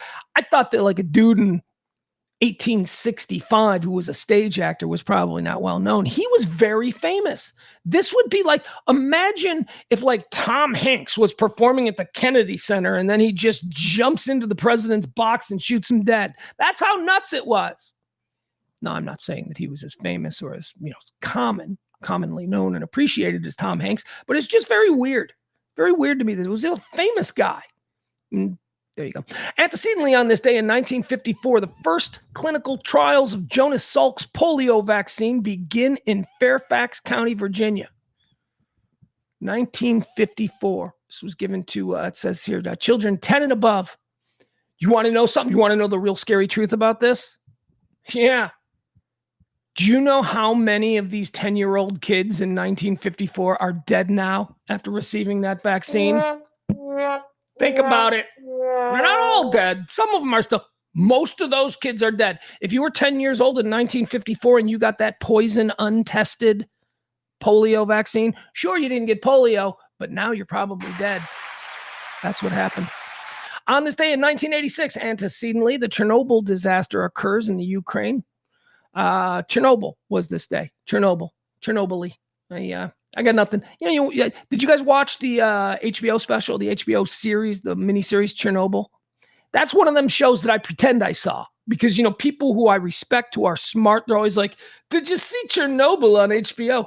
It was fantastic. And I don't want them to think I'm a dumbass. So I'll be like, yeah, I saw it. It's pretty good. Truth of the matter is I saw one episode and then a half of another one and decided it was so boring. This is so boring. I mean, I'd seen documentaries about Chernobyl, so I felt like I was up to speed. Oh, it's just fantastic. HBO, they were so, I'm like, yeah, really? I don't know. A little boring to me. Antecedently on this day in 1994 in South Africa, they begin and they beheading. This is probably not the best way for me to introduce this topic. South Africa begins its first multiracial election, which of course is dominated by Nelson Mandela and his party. All right, there you go. That's antecedently on that day. Let's do some birthdays. Ready? Ha-na-na-na-na-na. They claim it's their birthday. These are people who this is supposedly their birthday. I don't know. I mean, to know for sure, I would have to call around to various county offices and check on birth certificates of these people. And I don't have time to do that. So we're just going to, they claim it's their birthday. Here we go. Birthdays. What do we do here? We talk about somebody who was born on this day and we decide were they cool or not. Born on this day in 1931, dead in 2008. Ladies and gentlemen, Bernie Brillstein. Who's Bernie Brillstein, Pugs? Come on. Anybody who watched TV in the 90s and 2000s and maybe even the 80s for that matter, you got to remember Brillstein Gray, right? Every great show was a Brillstein Gray show. It was Bernie Brillstein and Brad Gray. They were a couple of talent managers turned producers and studio creators. Let's see. Let's run through these. What were some Bernie Brillstein on this his birthday? What are some shows he did? Alf. Alf. It's Gary Shandling show. Come on. Yeah. What else? News radio. Oh, come on. We like news. I'm skipping over a bunch of stuff. Not everything hit. Some of it, some of it was stupid. Let's see. News radio. How about the Jeff Foxworthy show? That was a good show. How about this one? You want to talk about groundbreaking? Mr. Show with Bob and David. That's right. Another Brillstein, Bernie Brillstein. Look, Bernie Brillstein was a baller, folks. That's all I'm saying. Politically Incorrect. Just Shoot Me. The Martin Show. That's going to do it. Happy birthday, Bernie Brillstein. Television producer and talent manager who, along with his partner, Brad Gray, created some of the most timeless and incredible content that we got to experience there in the 90s. Let's see here. Moving on. Who else is having a birthday? Born on this day in 1933. And let me do it for you. And look, I'm doing. Who am I doing? Who am I doing? Carol Burnett. Happy birthday, Carol Burnett. Remember, she used to come out every Saturday. Oh my God, you guys, look, raise your hand. Raise your hand if you watched Carol Burnett every Saturday night in your jammies just after the shower. That's how I did it. Carol Burnett was like my original Saturday Night Live. In my entire life, I mean, I don't remember a time being a child where Saturday nights were not for the Carol Burnett show. I'm 5 years old. I'm howling. I'm loving this shit. I'm not getting any of it because I'm 5. I'm in my jammies. These are grown-ups doing silly things, and I loved it. Carol Burnett was about as big an American icon as they came for what, 15 years? Do you think that she's still held in the same regard? I don't know. It seems like she's really oh God, please. Is she alive? She's still alive, ladies and gentlemen. Carol Burnett's still alive. That's good news on this day. We've been saddled with nothing but bad news. Carol Burnett's still alive. You know, you want to know the story about Carol Burnett? This is kind of a great story. I love this story. And put a pin in it because it's weird. because of what we'll be talking about later. Carol Burnett owes her entire career to Lucille Ball. Carol Burnett was a girl. She was doing side work on sitcoms. She was appearing as the wacky secretary on shows, and she had something. And there was a number of people who were like, she's got something, but I don't know. She doesn't pop off the screen. I don't love her. And then somebody saw her and took her under their wings and said, you are super talented. I see it. I don't care if they don't, but I'm going to bulldoze you into the American living room. And that was Lucille Ball. Lucille Ball, I'm not going to say she discovered Carol Burnett, but Lucille Ball, while Carol Burnett was struggling and failing and all this stuff, Lucille Ball came off her perch as the most powerful person in Hollywood at this time. Well, her and Sinatra. But, she was the chick version of Sinatra. Lucille Ball came off of her high horse, scooped up Carol Burnett and said, kid, I got you. I got you. And they were lifelong devoted to each other. Carol Burnett, celebrating a birthday today, born on this day in 1933. Born on this day in 1958, can we say a big hearty hi to Giancarlo Esposito? You know who that is? Do we know who Giancarlo Esposito is? Gus Fring, Breaking Bad, El Pollo Hermanos. How great is he, man? He's like the best. He is in anything that he is in, whether it's The Boys. He's one of the stars of The Boys now. Breaking Bad, Better Call Saul. Where else have I seen him recently? The Gentleman. There's a Netflix show called The Gentleman that's really good that Giancarlo Esposito stars in. Do you guys know where he came from? You guys remember the first time you saw him? I do. First time I saw Giancarlo Esposito was Spike Lee's Do the Right Thing. Giancarlo is Giancarlo Esposito no, or is it Mookie? I don't know if it's Giancarlo Esposito's character or Spike Lee's character of Mookie, who says to the pizza shop guy, "Why you ain't got no brothers on your wall, Saul?" I think that's Mookie. Giancarlo Esposito was the dude who was hassling the white guy who was wearing a Larry Bird jersey. Anyway, that's the first time I saw Giancarlo Esposito. I've seen him everywhere now, and if you pop it on my screen, I don't change it.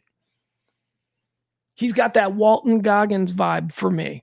Giancarlo, which means, Walton Goggins is in anything. I don't care. I don't care if he's reading the phone book on stage. I will watch Walton Goggins do that. Same goes for Giancarlo Esposito. Happy birthday to Gus Fring.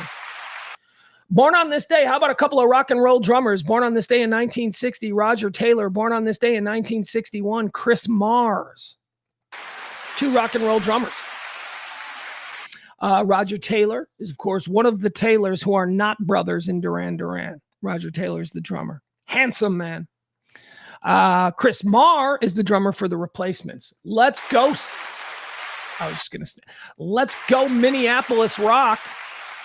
Oh, man, you guys know, do people even know this? I don't know if people really appreciate this. Minneapolis, man, had an alt rock scene that was awesome. It was awesome. And it was small. And unfortunately, the Chicago scene kind of, because they're not too far away in proximity, but the Chicago scene kind of engulfed it and brought it in. But no, the Minnesota alt rock scene of the 80s and 90s. Bob Mould and Husker Du would go on to create Sugar, another great band. The Replacements, the I could go on forever. Minneapolis rock. I love it. Happy birthday to Chris Marr, drummer in The Replacements, and Roger Taylor, drummer in Duran Duran. Also born on this day in 1961, Joan Chen. You guys know who Joan Chen is? She's a Chinese actress. I don't know if she's Chinese. I probably should have just said Asian, because I don't mean any disrespect, but I don't know if somebody is Chinese or Japanese or Korean. I don't know. I know she's hot. I know she's really hot. Joan Chen. I think isn't Joan Chen like 1,000,000 years old? Well, she was born in 1961. She's got a little bit in her. She's got a little bit of mileage in her. Still beautiful. Oh my God. Asian women, Latino women. What is going on with you people? Maybe it's just because I'm just always looking at white women. I'm just always like, yeah, another blonde, blue-eyed hot chick. And then you see somebody that's not like that. And you're like, okay, hi, Joan Chen. Happy birthday, Joan Chen. Also born on this day, in 1963, Jet Li. How does this work? Jet Li, how does this work? Because when I look at this, here's what I got. I got Bruce Lee. He's Macy's. Bruce Lee is the household name. Bruce Lee is Macy's. You go, you get something from Macy's, and you're cool with it because it's from Macy's. Then you got Jackie Chan. He's like Target. He's like, you got Bruce Lee, who's Macy's, and then you got Jackie Chan, who's Target. Who is Jet Li? What are we dealing with? The Dollar Tree guy of Hong Kong cinema? Who is Jet Li? Born on this day in 1963. Born on this day in 1965. Here's a true asshole of the comedy world. Ladies and gentlemen, the King of Queens, Kevin James. Oh, he's a dick. He's a dick. You can't just be a dick. You can't just treat people and then expect that they're not going to have a live stream 10 years later and are going to talk about what a dick you are. Kevin James is a dick. We'll leave it at that. He's a jerk. Moving on. Born on this day in 1970. Can't believe that there is a first lady of the United States who is a year younger than me. Of course, I'm talking about Melania. Who's she going to get with? Okay. Well, you can't do Pugs. You don't do politics. This ain't politics. This is just me looking at a relationship and going, yeah, they're only still together because there's a chance she could be first lady again. And that's the only reason she's hanging out. Who's she going to get with? Like who's like once Melania, who, let's be honest, she's a woman in her 50s who is a smoke show. She's a former first lady. She's not going to stay with him. She's not going to stay with him into old age. I mean, he's probably waiting on him to die, but whatever. Who's she going to get with? She's going to be like, we're going to see like Melania. What's her real name? Hold on. Let's see. She won't keep Trump. Like, I don't think she'll keep Trump. I think Melania is enough for her. Who's she going to be with? She's going to be like dating Dave Grohl. Recently, single Dave Grohl was seen on the red carpet with former First Lady Melania Trump. Happy birthday to America's hottest First Lady. That ain't even in question. You get these people. Okay, first of all, stop with your Michelle Obama. She's a beautiful woman. Melania Trump is a supermodel. Okay, can we just stop? And it's not like, what are you, anti-Obama? No, not at all. And certainly not even anti-Michelle Obama. She seems like a lovely woman. But she is not Melania Trump. Stop it. Stop it. Jackie Kennedy. Oh, your grandparents probably. Jackie Kennedy was the most beautiful. No, she wasn't. No, she wasn't. Stop it with the Jackie Kennedy bullshit. This lie. She wasn't that hot. She was weird looking. Maybe she was hot compared to like Mamie Eisenhower. But she's not hot compared to Melania Trump. Kennedy wasn't hot. Dude, he was so handsome. And I'm like, what? There's a weird thing going on with his chin. No, he's not. I am tired of people telling me that other people are attractive when I can look at them and go, they're just okay. I mean, I will admit that there's a thing about Jackie Kennedy that's a little bit sexy, and I can't put my finger on it, but it's not because she's not even Marilyn Monroe. You all know my feelings about Marilyn Monroe. Most overrated beauty in Hollywood history. Marilyn Monroe is an Akron 8. That's what she is. And I don't know how she got out there in Hollywood and they suddenly turned her into this timeless, most beautiful woman ever. Not even close.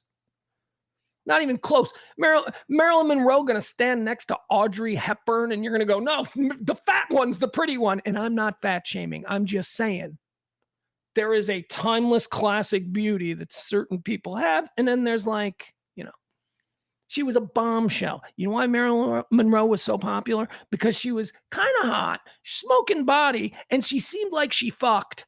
That's pretty much it. That explains the whole appeal of Marilyn Monroe. You look at her and you go, Pam Anderson. Remember how hot Pam Anderson was? It's because she seemed kind of slutty. It seemed like you could get her maybe if you got her drunk enough. Which, no, you couldn't. But, that's kind of what plays into our whole, that's who Marilyn Monroe was. You know who was unattainable? Sophia Loren. You know who was unattainable? Ava Gardner. Audrey Hepburn. They were unattainable. Raquel Welch. They were unattainable. Marilyn looked like if you got her in the right mood, you could probably have your way with her in the hot tub. That's my tribute to First Lady Melania Trump, who I do believe is the prettiest First Lady in the history of American politics. Born on this day in 1970. Isn't this weird? Yesterday, we talked about the death of Lisa Left Eye Lopez and how she tried to burn Andre Rison's house down by putting his collection of gym shoes in a sunken hot tub and then dousing them with gasoline. She didn't understand, I guess, what happens when you burn rubber.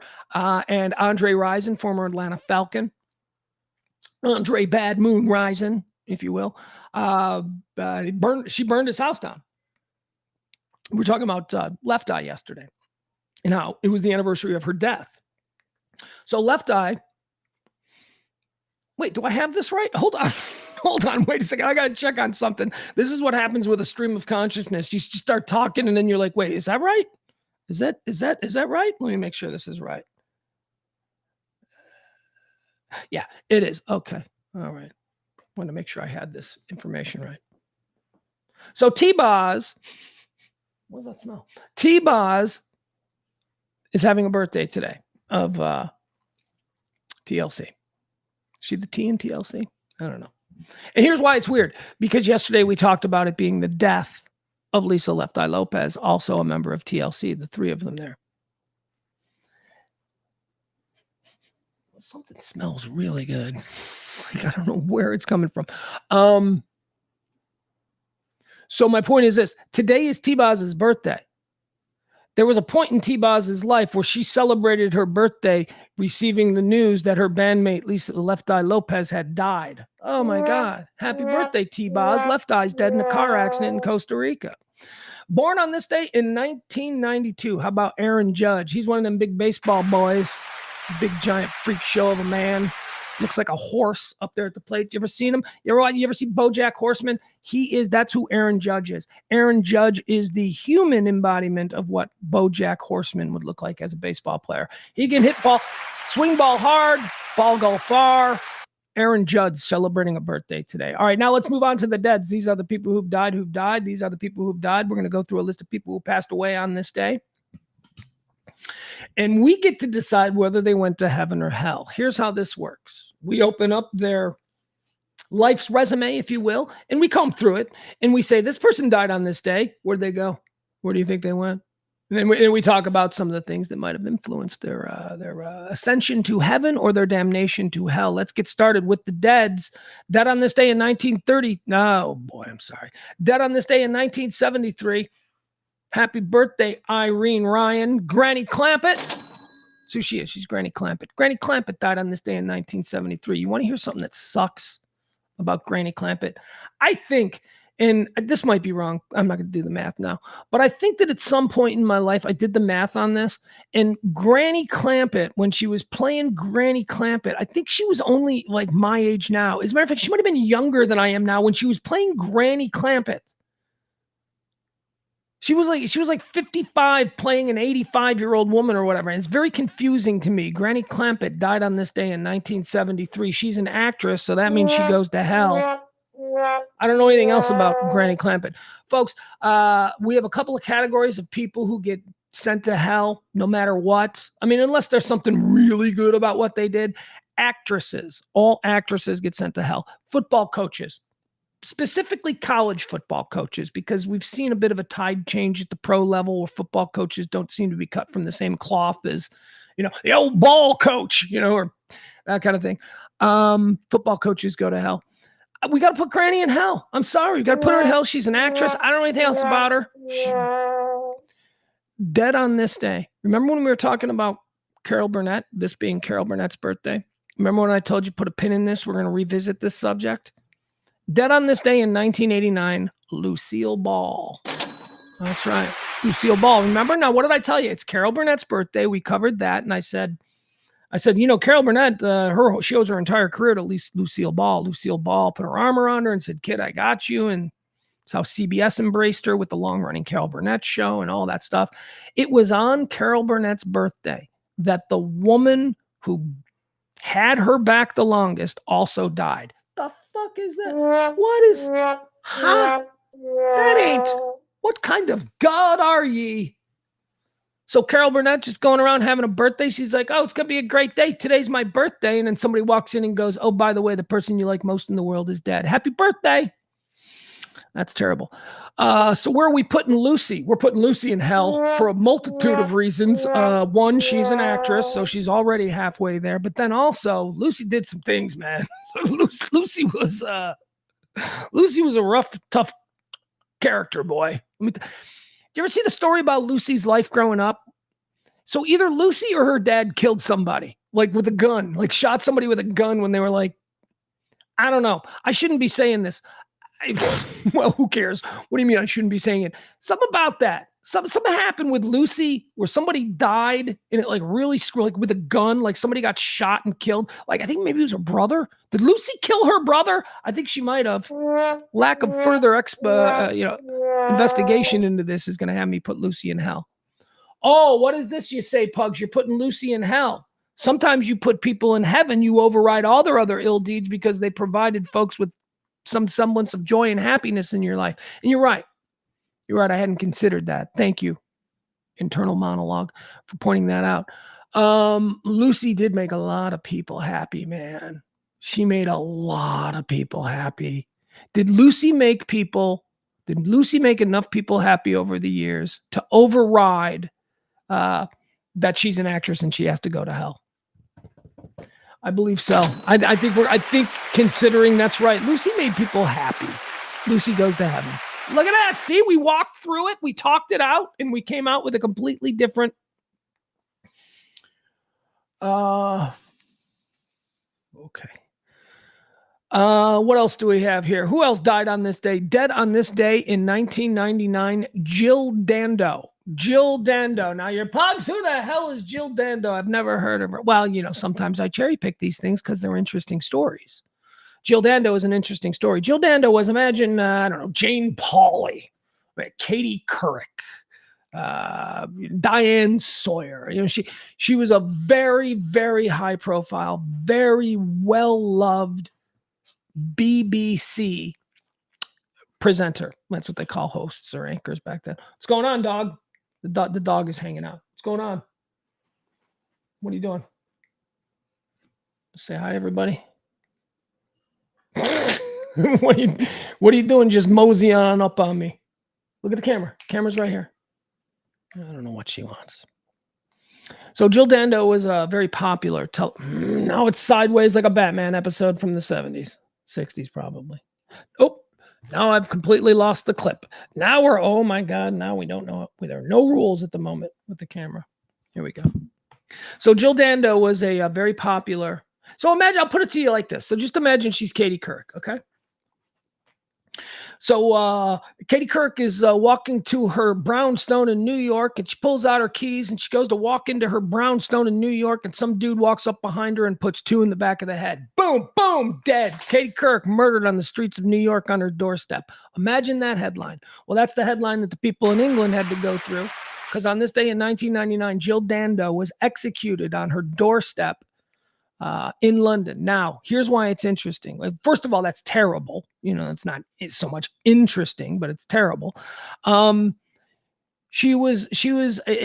unsolved. Her murder is still unsolved. They found a neighborhood creeper, a dude who was a creeper in the neighborhood, and they tried him for it, and he was convicted of murdering her, and he went to jail. And then like 10 years later, they overturned it. They're like, yeah, actually we had no evidence. We were just his high profile. Everybody was upset. We needed to put somebody in jail for the murder of Jane Pauley, Jill Dando.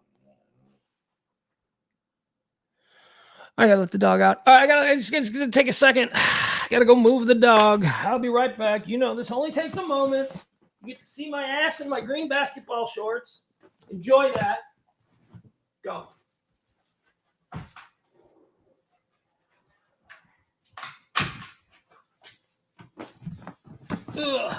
And now we're back.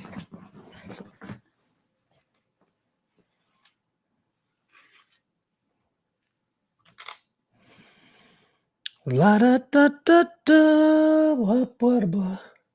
Just ignore Brady in the chat room. We love Brady, but Brady is unaware that we spent 2 hours covering that story. It's all right.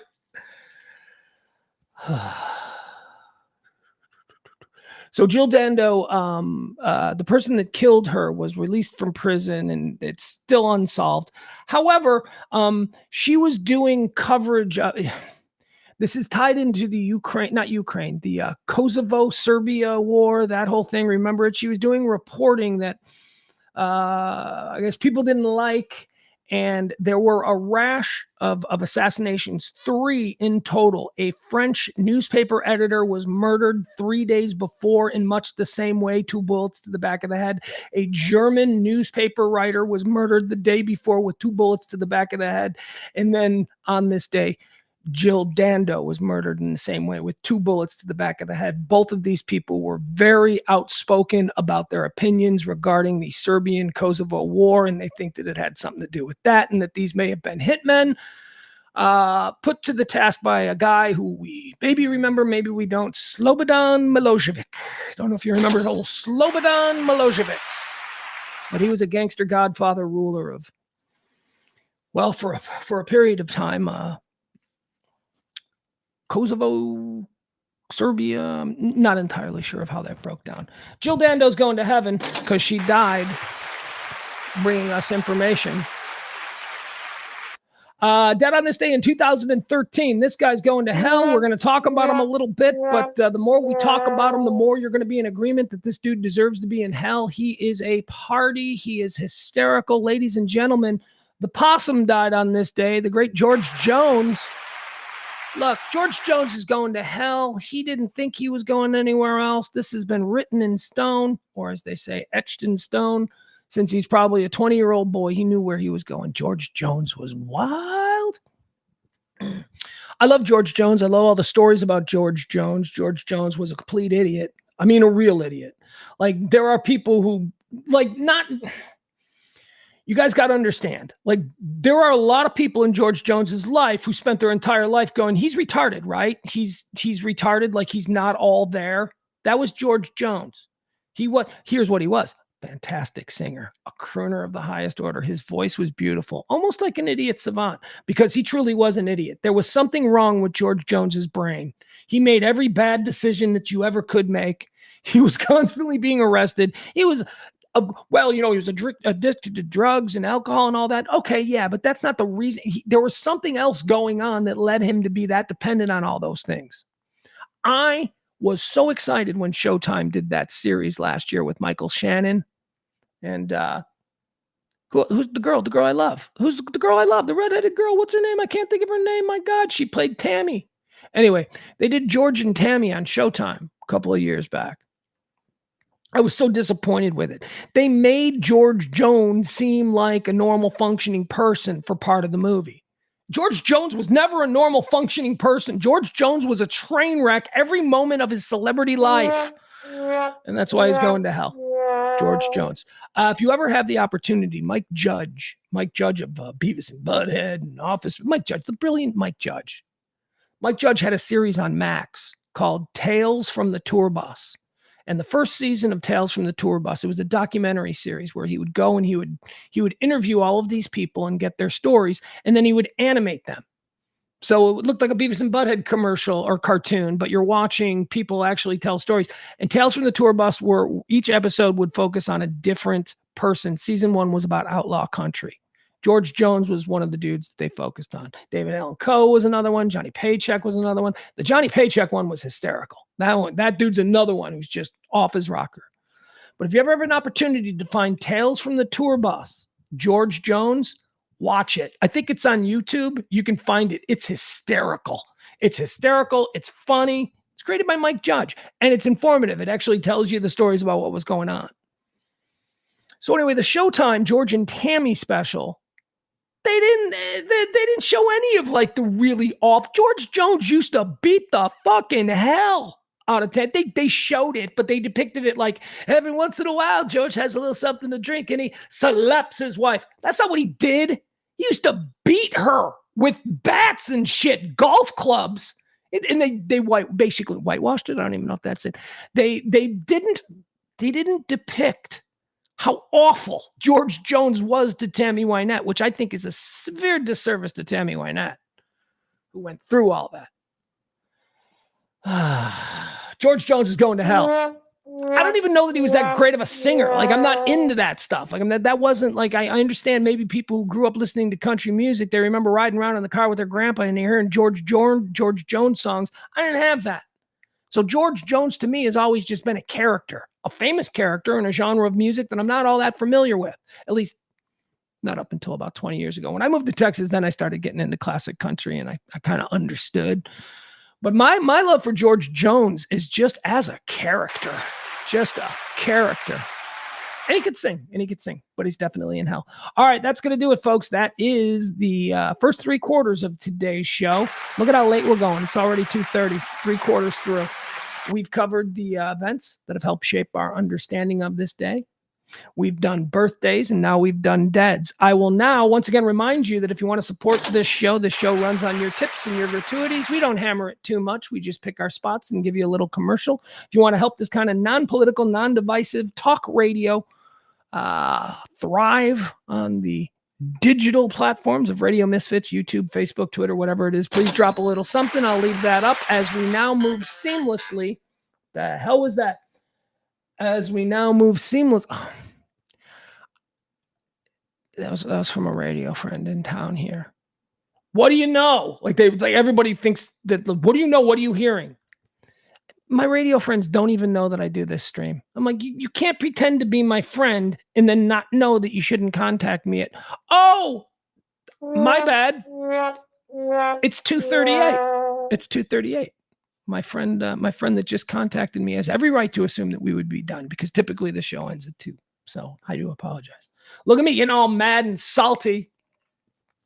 I don't know anything, my friend. All right, let's now move into the hot topics and current events and all the stories about today. The big story, of course, it's been on behind me, although now it's Charles Barkley. How the fuck did that guy get a TV? How is that guy on? You wanted to CNN? Do you have any credibility anymore? We're going to do a show with Charles Barkley now. Now he's going to do news. Have you ever watched Charles Barkley? He's a character and he's funny, but he's not somebody that I want sitting there at a desk telling me about the latest mall shooting that's happened while he's on the air.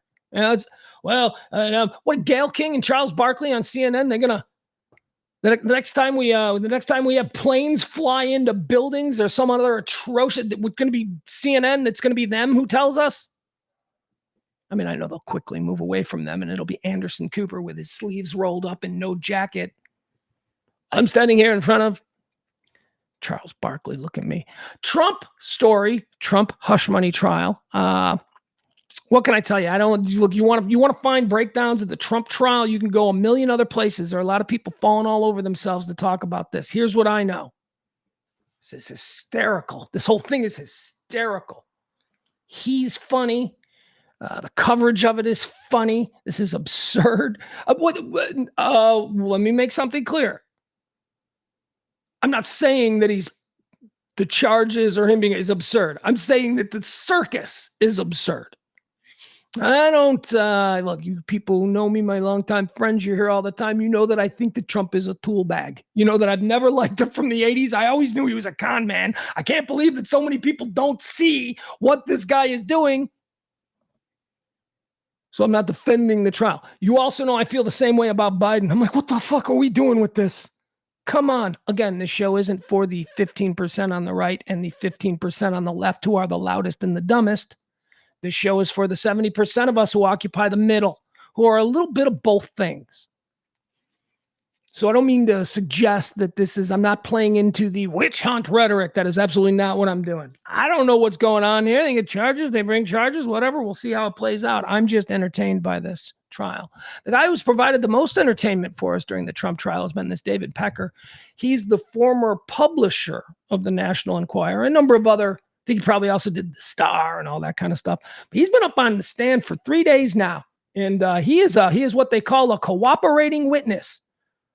And it was funny because he's cooperating because he's under the thumb of the Department of Justice. See, he did some other things as a businessman that, not so good. And the Department of Justice came after him and he went, okay, so you're going to kill me on this? And the Department of Justice was like, well, we might kill you on this, but we have some questions for you regarding your relationship with another person we're investigating. And that's what happened. And that's why now we have David Pecker on the stand for 3 days in the Trump trial, talking about how he filled his magazine, the National Enquirer, with all kinds of fake news, which is so funny. You know, this is the art of projection that I always point out about Trump. I'm like, you guys realize that he is the greatest projection artist in the history. What is a projection, or what is projecting? Projecting is when you've done something and you don't want people to know that you've done it. So you immediately get out in front of that accusation by saying somebody else did it. That's projection. Well, what are you still cheating on your wife? Huh? When you're cheating on your wife, right? You put it out there because now they can't. You're cheating on your wife. Now it's back. It sounds stupid. But if you get out there first, that's projection. And that's what he did. Remember? Fake news, fake news. Meanwhile, now we know that he was actually manufacturing fake news through his friend David Pecker. Stories like Ted Cruz's dad was involved with Lee Harvey Oswald. That was a real story. That was Hillary Clinton in a lesbian love triangle. That was another headline that they showed that wasn't true. So David Packer in 2016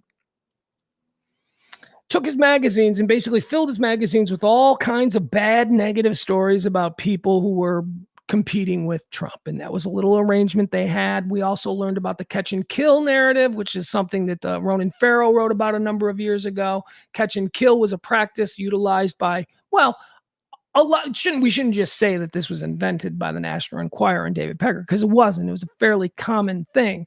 Catch and kill is when David Pecker, people approach him with a story. They say, I got this story about Trump. Did you know that he's got a secret mystery baby? And then David Pecker goes, I didn't know that. I'll give you $20,000 for that story. And the person goes, okay. And then they sign documents that mean that they can never tell that story because they don't know that story anymore. They don't own it. National Enquirer now owns it. They have caught that story. The National Enquirer caught that story, paid for it. Then they don't publish it. They kill it. And that's the kill of catch and kill. They kill it.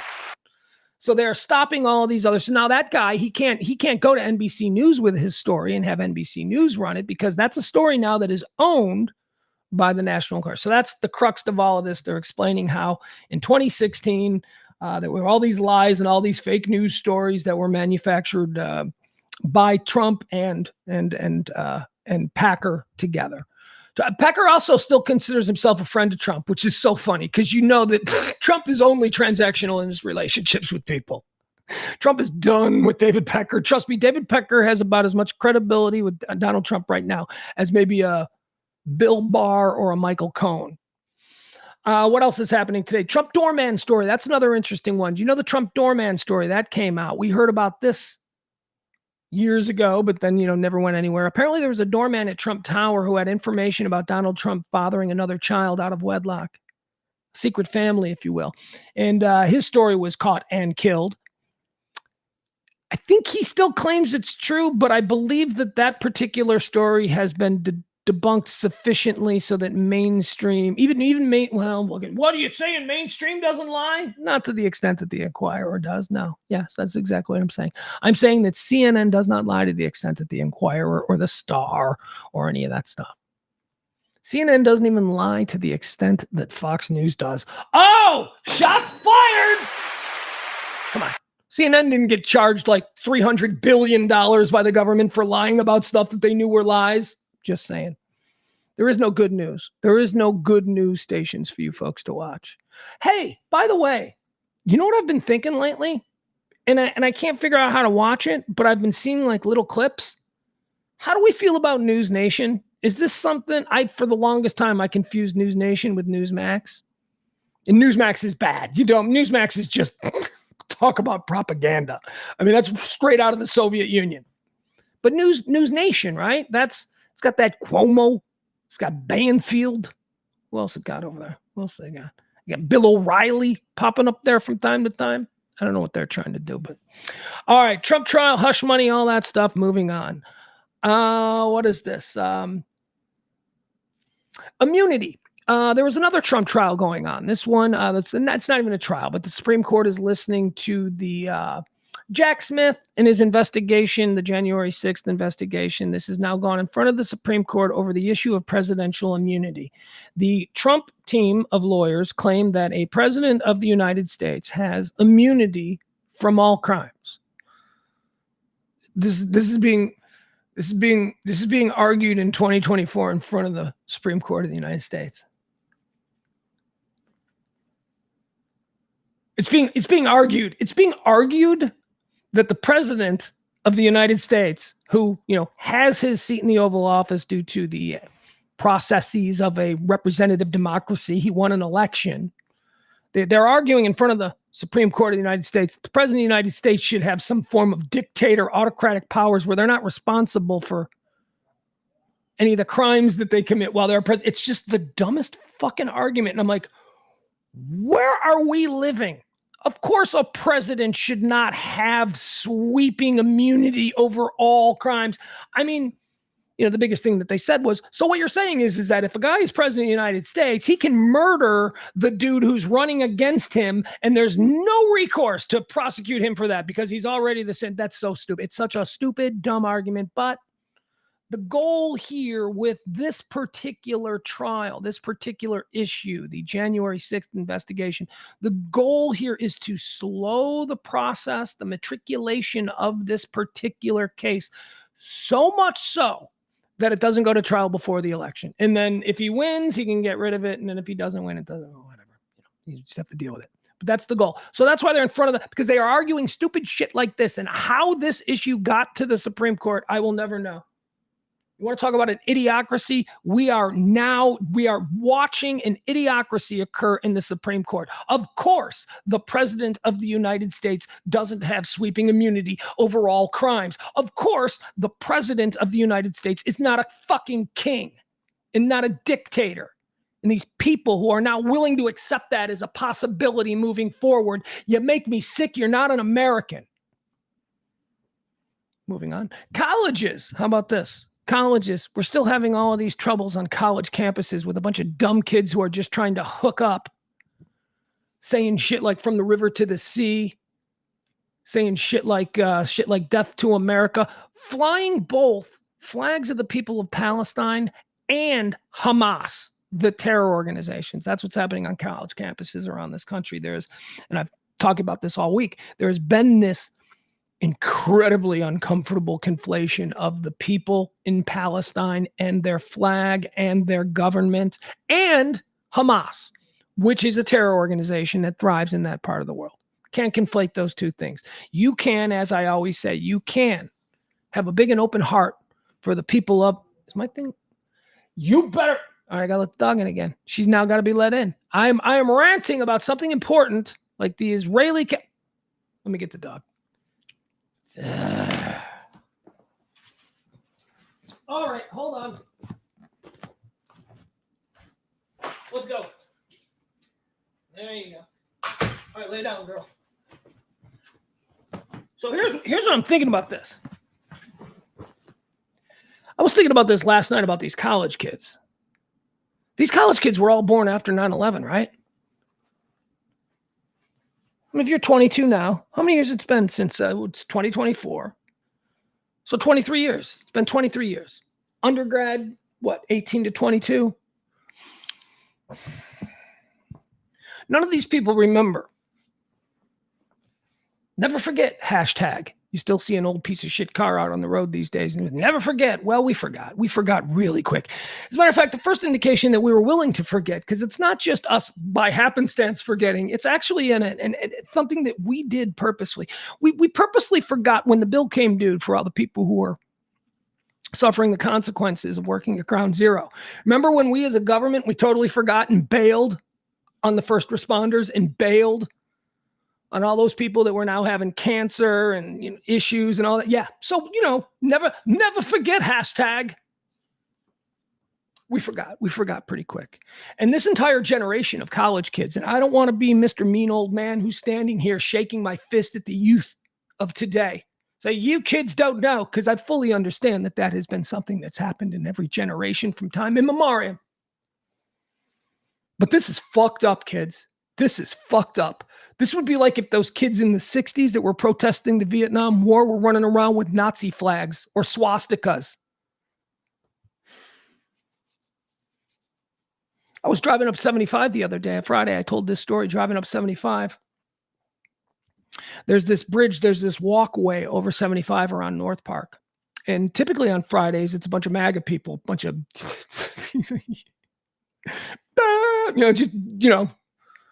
those people. Last Friday, it was pro-Palestinian, Gaza support people.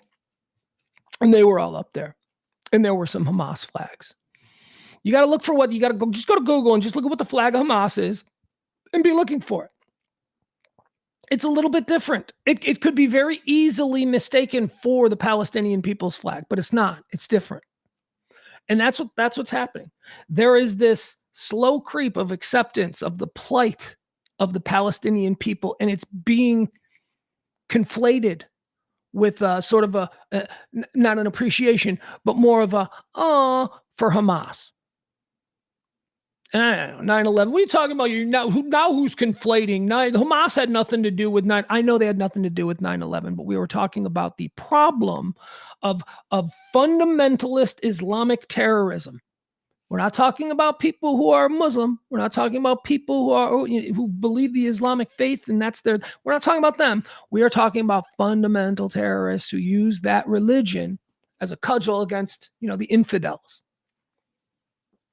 These kids have absolutely no understanding. These kids. So anyway, here's what I want to do. I want to share with you this story that came out today. Oh, I don't exactly have it. Basically, long story short, there was a poll that came out that actually interviewed 10,000 college students between the ages of 18 and 22. And what they found was that there's only about 10% who responded to this. Only about 10% would be categorized as those people who are there filling our campuses. So when we look at here's what I want to say. When we look at our college campuses and we see all these idiots, this is not all the kids, okay? All the kids are not now conflating terrorism with the plight of the people of Palestine. No, these are just some fucked up people. And by the way, that's the other thing that bothered me about the 75 thing. They were all wearing the baklavas, and they were all they all looked like members of, they were dressed in ISIS uniforms. I mean, when you think about what you see back in the day when ISIS videos were going on, you'd see these guys in the back of their Toyota pickup trucks shooting guns off into the air. You know what they looked like? That's what the people were dressed like that were on the bridge last Friday. Today, this Friday, are they going to be out there again? Probably, although it looks like maybe Mother Nature and some rain might put a damper on that plan. But if you're driving up 75 Central today around, I don't know, between 5 and 7, maybe rush hour, it's the afternoon rush hour, make a note of it and look for the Hamas flags, not just the Palestinian flags. College campuses continue across the country. I don't know what we're doing about it. I certainly don't believe we should send in cops to start shooting students. That is not what I'm saying. But man, oh man, it is distressing to see how willing an entire generation, just one generation removed from those of us who experienced 9/11, who lived through that. It is just so distressing to see a generation of Americans who have completely forgotten what that was all about. And again, this doesn't mean that you exclusively have to be like, Israel. That's not what I'm saying. The people of Palestine, those people, there's some shit going on there that it's just by anyone's standards, global standards. We're all looking at it and going, all right, knock it off, Israel. I always like to put it this way. It's a fight. It's a fight in the parking lot after closing time. There was a fight. We've all gathered in a circle. The circle is the rest of the world. We got us. We got France. We got England. We got China. We got Russia. We're all in the circle. And in the middle of this circle, in this parking lot of this honky-tonk where a fight is broken out, you've got a dude named Israel and a dude named Gaza.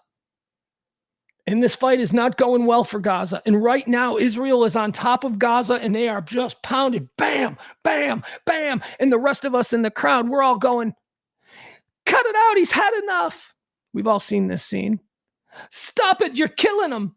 And Israel just keeps, knock it off. You're killing him.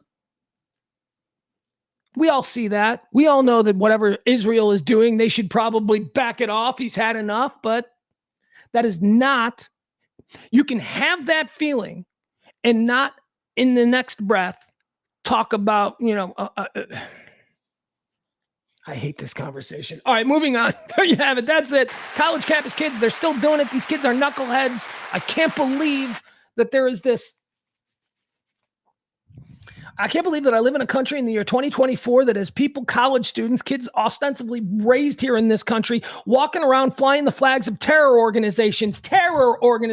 As I said, it would be just as strange as if in 1960, while we're watching, the March on Washington or whatever it was, and dudes were flying Nazi flags. Look how ironic and interesting I am. Wouldn't have happened. The World War II generation would have shut that down. Okay, what else do we have here? Let's keep going. We got a lot of topics to run through today. We are doing a full metal, big-ass, large show. We got the Immunity College. All right, NFL draft. Let's talk about the NFL draft. NFL draft round 1 was last night. Woo, were you like me? Was it like your whole thing? I was like, here we go. Of course, many of you know from yesterday's show, I am a Chicago Bears fan. Thank you. Oh, you're too kind. I'm not going to lie. It's been difficult. Thank you. It's been difficult being a Bears fan. Hell, it's downright sucked being a Bears fan. I'll tell you that. But last night, felt good. That never happens for us. It just doesn't. I get that. There's a whole bunch of years, like just a couple of years ago, where it seems like we didn't have a first round pick for like 3 years. I think it was the Khalil Mack deal. I think it was like in every year the draft would come around, and I'm a draft geek, so I was all excited, but my team never had a pick, and it was I'm going deep. I think that's how I became a deep draft guy. I think it was because in those years, my team was picking in the 3rd and the 4th round, and I had to really look at all the places or all the people that were possible. But last night, man, okay, so we did the draft pre-show yesterday. We'll call it that. We did a draft. We ended yesterday's show. We spent about an hour talking about what was to be expected in the draft. I think I did pretty well. I think that, the draft is a hinky bitch, and you can't always predict everything that's going to happen. I certainly got the first 3 picks right. That's right. Me and everybody else got the first 3 picks right. That was 4 Cardinals. That was the one that I thought was going to be the most interesting, because that was going to be a draft changer. What the Cardinals were going to do at number 4. And what did the Cardinals do at number 4? Well, they did what they should have done. They took Marvin Harrison Jr. right there. Marvin Harrison Jr., of course, on most people's big boards, he was the wide receiver blue. Again, we talked about that. Every player that is potentially going to get drafted gets a color in blue. Anybody who is blue in their color means that they are the best at their position in the entire draft. So he was a blue guy, and I guess, you have the 4th pick. You got Kyler Murray. You're committed to him. Seems like they are. Good for that. You got Kyler Murray. You get him a weapon. You get him a generational weapon. I don't know, man. I've been pretty consistent about this. You can ask my son. By the way, I have to say, an amazing father-son moment last night. I'll tell you about that in a second. But I've been saying pretty consistently that I do not believe that Marvin Harrison is the best wide receiver in the draft. Oh my God. How can you say that? He's been anointed. Marvin Harrison Jr. played at Ohio State, which is great. He's also got the luxury of the name. His dad, Marvin Harrison. We know who Marvin Harrison is. He's great. That's interesting. I did not see production out of Marvin Harrison that was significantly more awe-inspiring than that I saw out of Malik Neighbors, Brian Thomas, Roma Dunze. I'm trying to think of who are a couple of other ones. Hey, by the way, A.D. Mitchell is still on the board, right? Texas, Adonai Mitchell. He's still there. Can you believe that the other Texas wide receiver, Xavier, whatever his name is, Xavier, what's his face? He went before Mitchell. I thought that was not going to happen. I thought the guy who went, the fast guy, he's fast. He set a record at the combine, and apparently everybody went blah, blah, blah, blah, and they wanted him because of that. But I don't know. I thought that A.D. Mitchell was considered a better pro prospect. Anyway, the quick one from Texas went to Kansas City, which, who am I, right? I'm going to say, you took that guy? Another dumb decision by the folks in Kansas City. No, I'm not going to say that, because they obviously know what they're doing there. but I was surprised by that. Yeah, so like the first like 7 picks or so, I think it was the first 7 picks, they went pretty much as I had expected it. And then we got to Atlanta. Now, I believe that Atlanta, because of, Kirk Cousins and the big gigantic paycheck they just got, nobody thought Atlanta would go quarterback, and they went Michael Penix Jr. at number 8, which is insane, just totally insane. So what does this tell you about them? Does this mean that they know something about Kirk Cousins and his injury prone? I'm not a Kirk Cousins fan. He seems like a nice gentleman, right? If I needed an extra for my prayer circle, I would invite Kirk Cousins in. I think he'd fit in just great. I don't want to be my quarterback. He's just not. So Atlanta's got him down there, and then they go and they grab out of Washington Michael Penix Jr. Interesting. That was really interesting because at that point, there still hadn't been a defensive player taken. And I'm like, whoa, you got Dallas Turner still on the board, who, another surprise, I would have bet dollars to donuts was going to be the first edge taken. Thought for sure it was going to be Dallas Turner. As I said yesterday, I believe that oughta is out of UCLA. I believe that he's the best edge in the draft. I believe that all things being equal, he's the best thing in the draft as far as the edge rush position. However, all things are not equal because he had a broken neck like 2 years ago, and I just don't know how you can be I'll tell you, I do know how. You got to have balls of steel. A GM that takes oughta out of UCLA first, in the first round that high as the first defensive player taken over Dallas Turner, over Jared Verse. That was just over Byron. Is Byron Murphy? Yeah. Who's interior, I know, but so you take that guy, you're taking Latu. That's bones of that is balls of stone, man. Because that guy, a neck injury is insane to invest that level of money in that kind of a high pick into. Anyway, that was shocking as well. That Latu was taken first. I do think he's the best. I said that yesterday. All things being equal, I would love to have him, but man.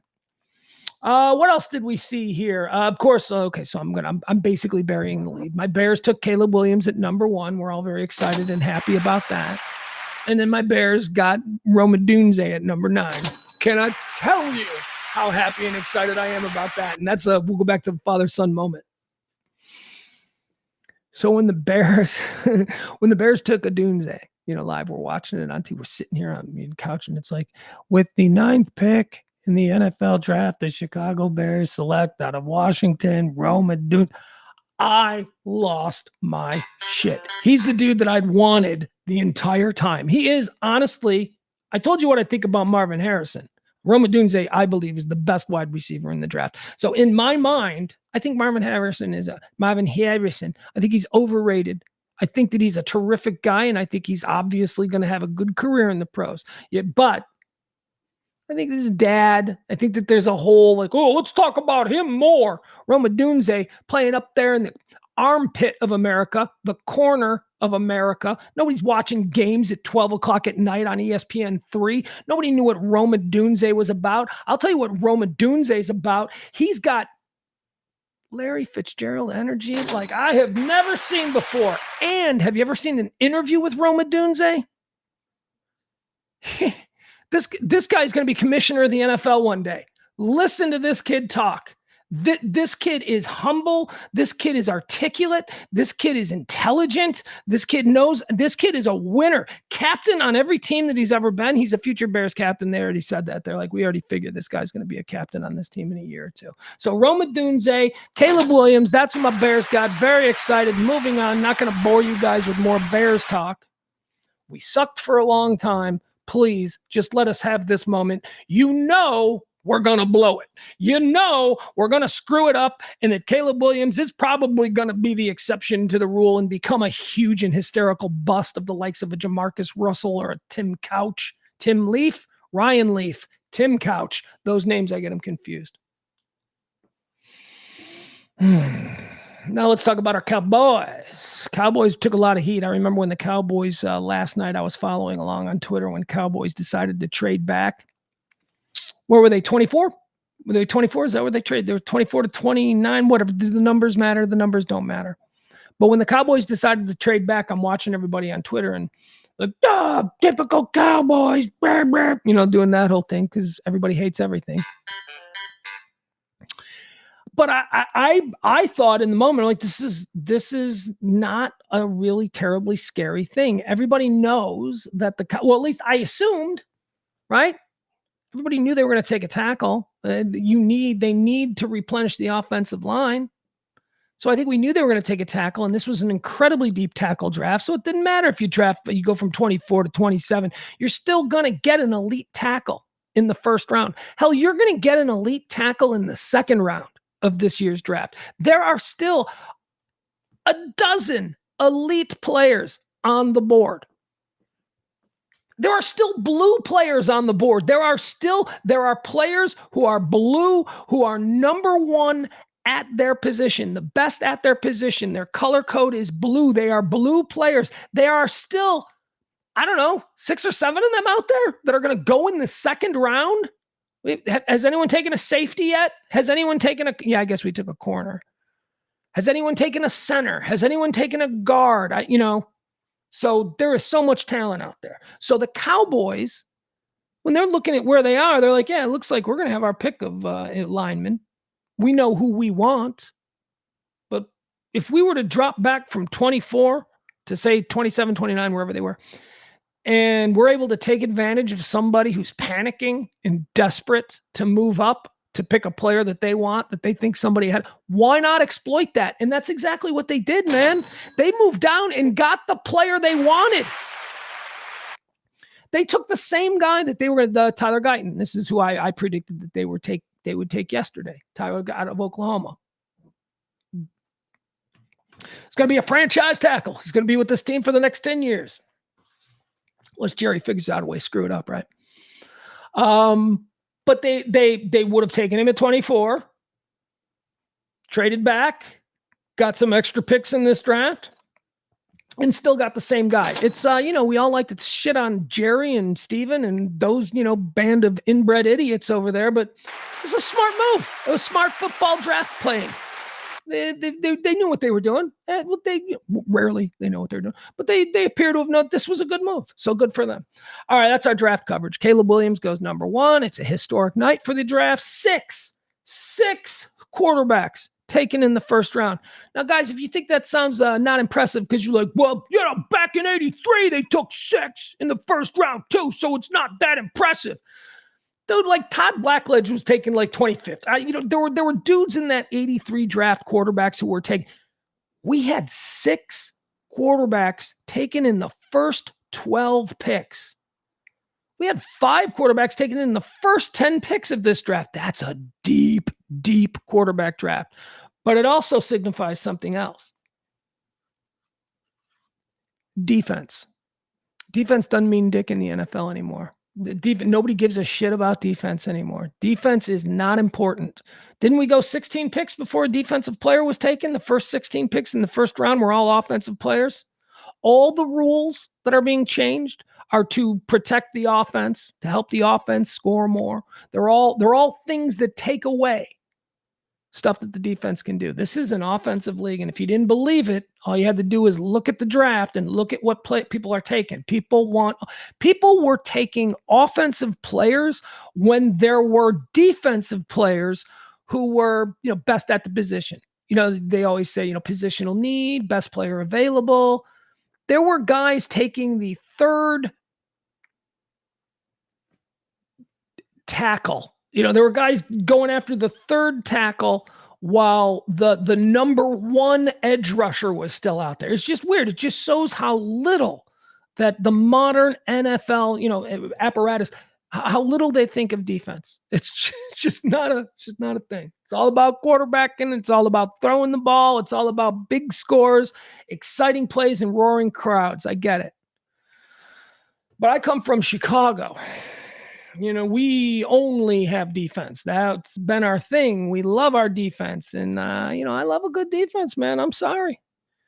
I will. One of the last things I'll probably ever watch on my deathbed in the hospice or whatever will be some loop of the 85 Bears just wreaking havoc on people. I love defense. I'm a minority.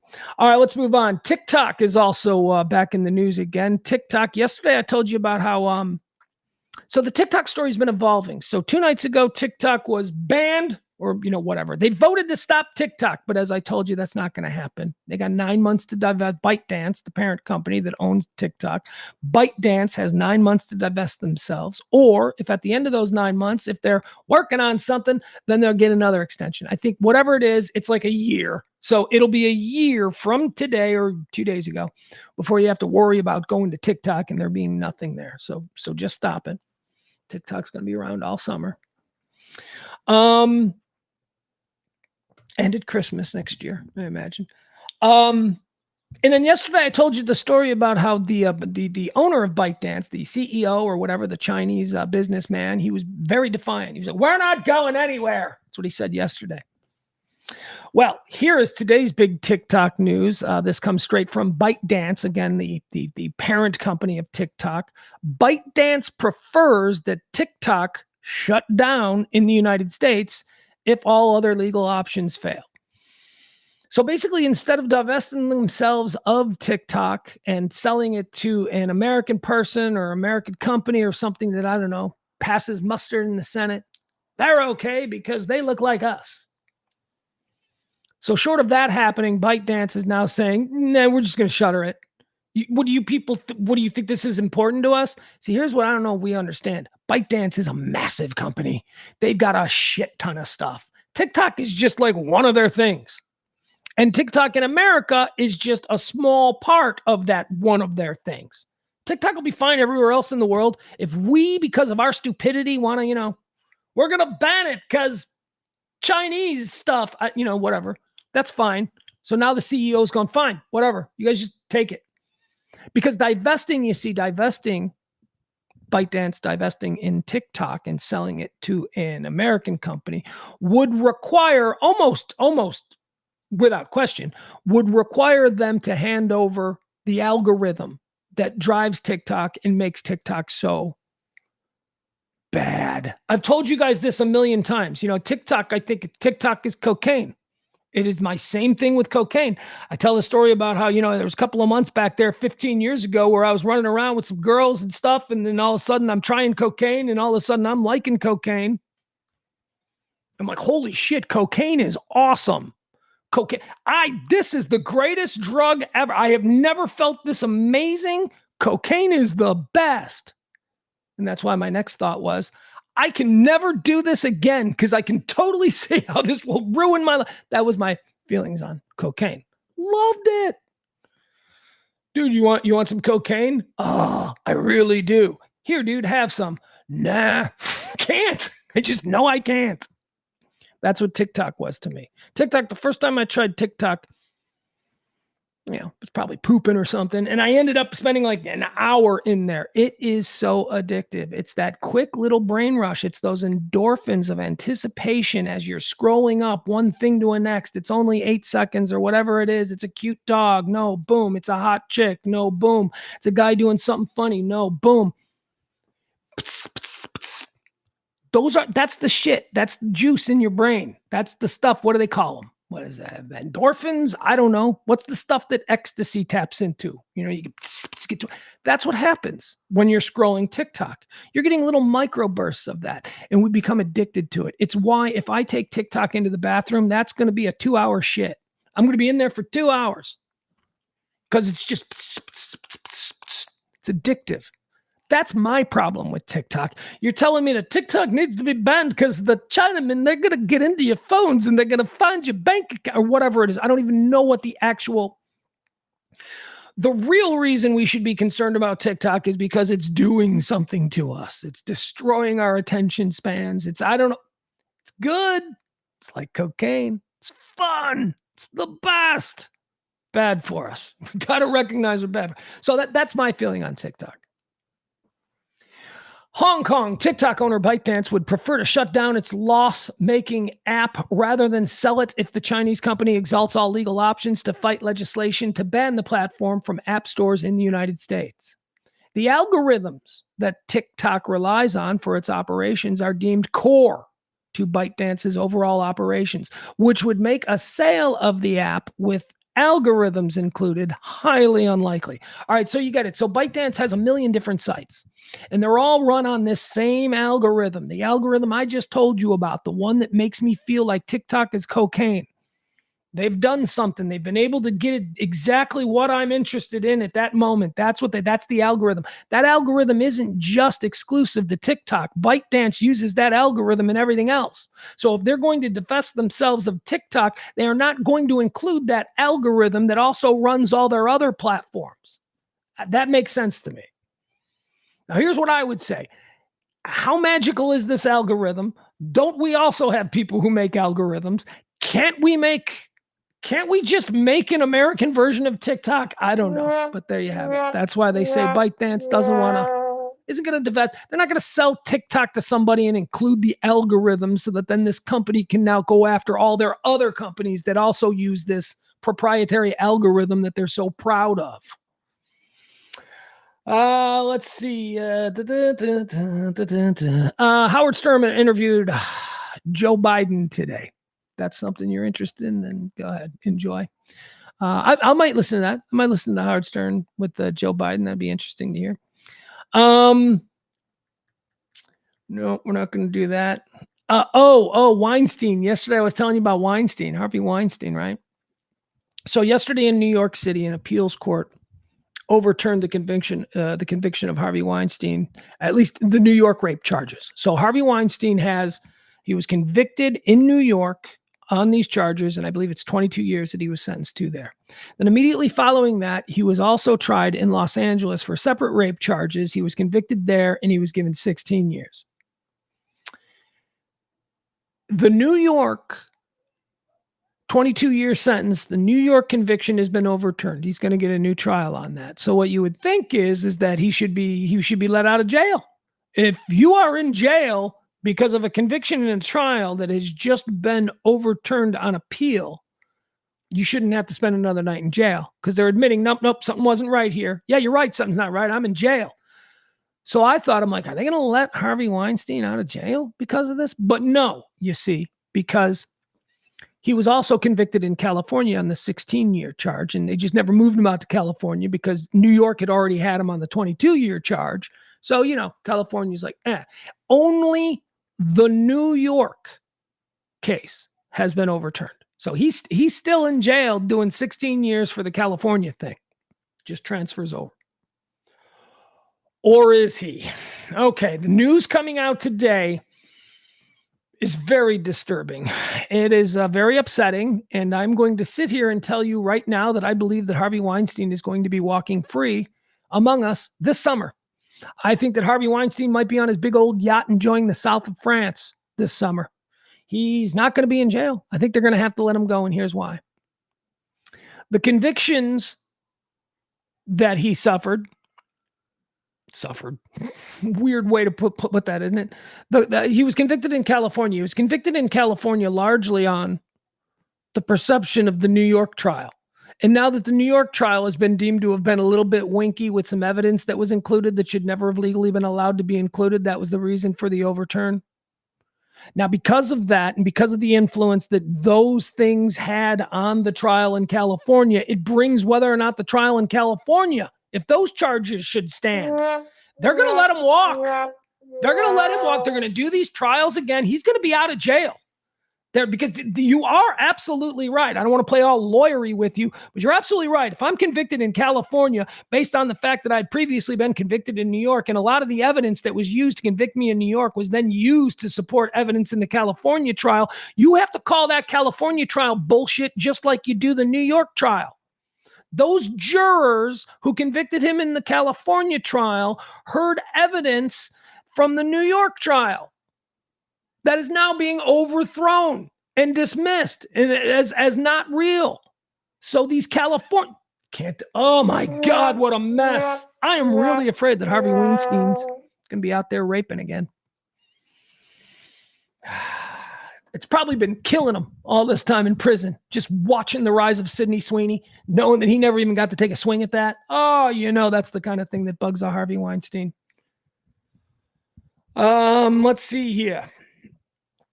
Aaron Sorkin, who is an insufferable far left lib. Oh God, he is so insufferable, but I love him. He's a talent. I love the way the man writes. Nobody writes dialogue better than Aaron Sorkin. Actually, that's not true. There is somebody who I think writes dialogue better than Aaron Sorkin, but if I say his name, you people will like me even less. That's why I don't talk about Woody Allen.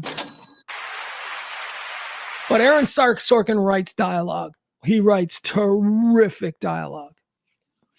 West Wing used to do a show. There was a show called Sports Night that was really good that nobody watched.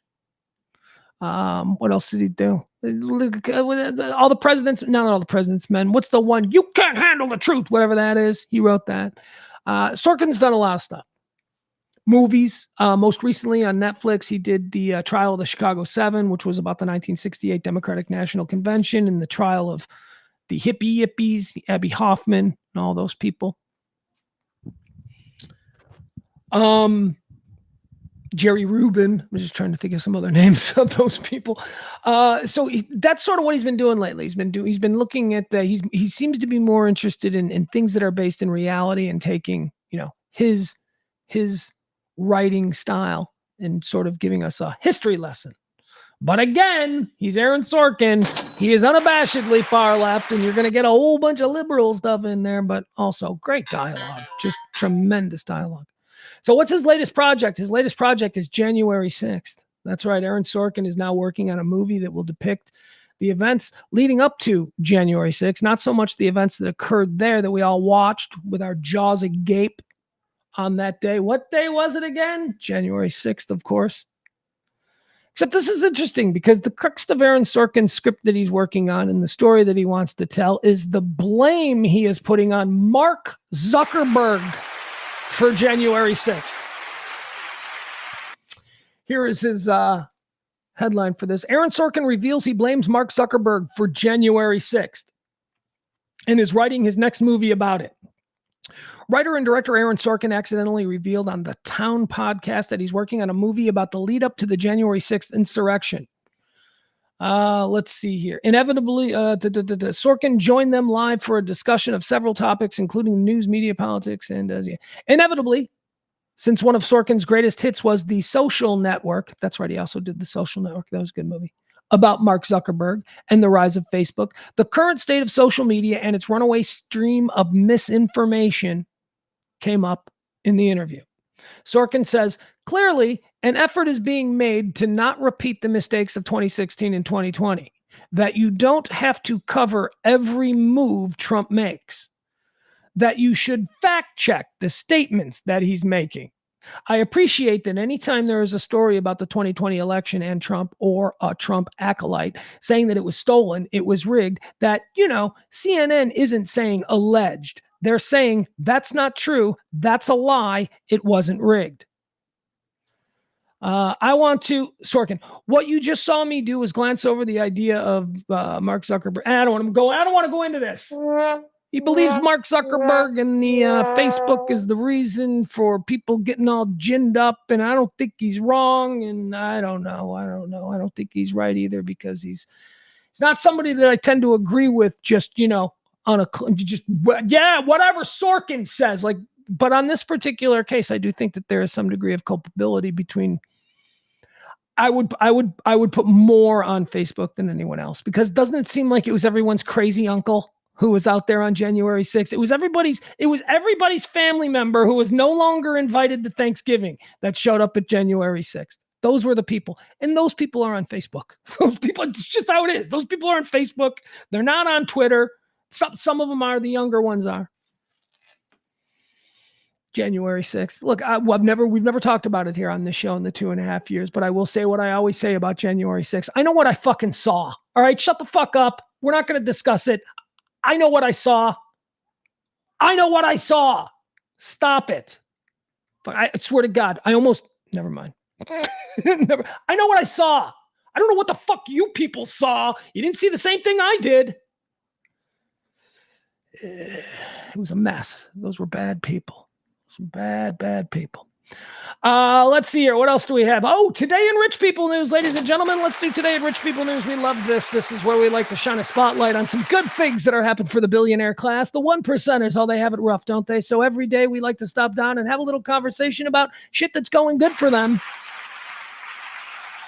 The most exclusive property, real estate in the United States is a little sliver of land we like to call San Francisco. There are areas of San Francisco that are the most exclusive and expensive real estate in the country. And although we talk a lot on this show about how that house you were raised in, the one that your mom and dad brought you up in, and the one that you have all your best memories, and now mom and dad are selling the family home, and they're gonna hightail it down there to Florida and enjoy the rest of their days in the sun. They're gonna live off the money for their home. Yeah, I've been telling you, about how mom and dad's house ain't selling. Fuck you guys. You guys are screwed. No way. Have you seen interest rates? Nobody can just buy a house today. A person that is going to move into the house that you grew up on, they're going to need a mortgage. Okay. They're going to need a mortgage, and ain't nobody getting a mortgage. So if your mom and dad are trying to sell their house right now for whatever reason, they're underwater. If you're trying to sell your house right now, you're underwater and ain't selling, you better just, sit tight, baby, because it's going to get a lot worse. That's what's happening for us, the middle class, the working class, the regular people. That's what we're going through right now with what is in most cases our most valuable asset. That is the equity that we have put into our home and our properties these past 40 years. For us, for the middle class, fuck us. That shit is bad right now. But if you're rich, whoo, boy, oh boy. Because let me tell you, it's a cash market. That's right. I say this every day. If you've got a big pile of cash in your you want to show up, you driving down the street, you see a house and you're like, that's a beautiful house. You don't have to worry about calling a bank and getting a mortgage and getting approved. You walk up to them with a big duffel bag filled with money.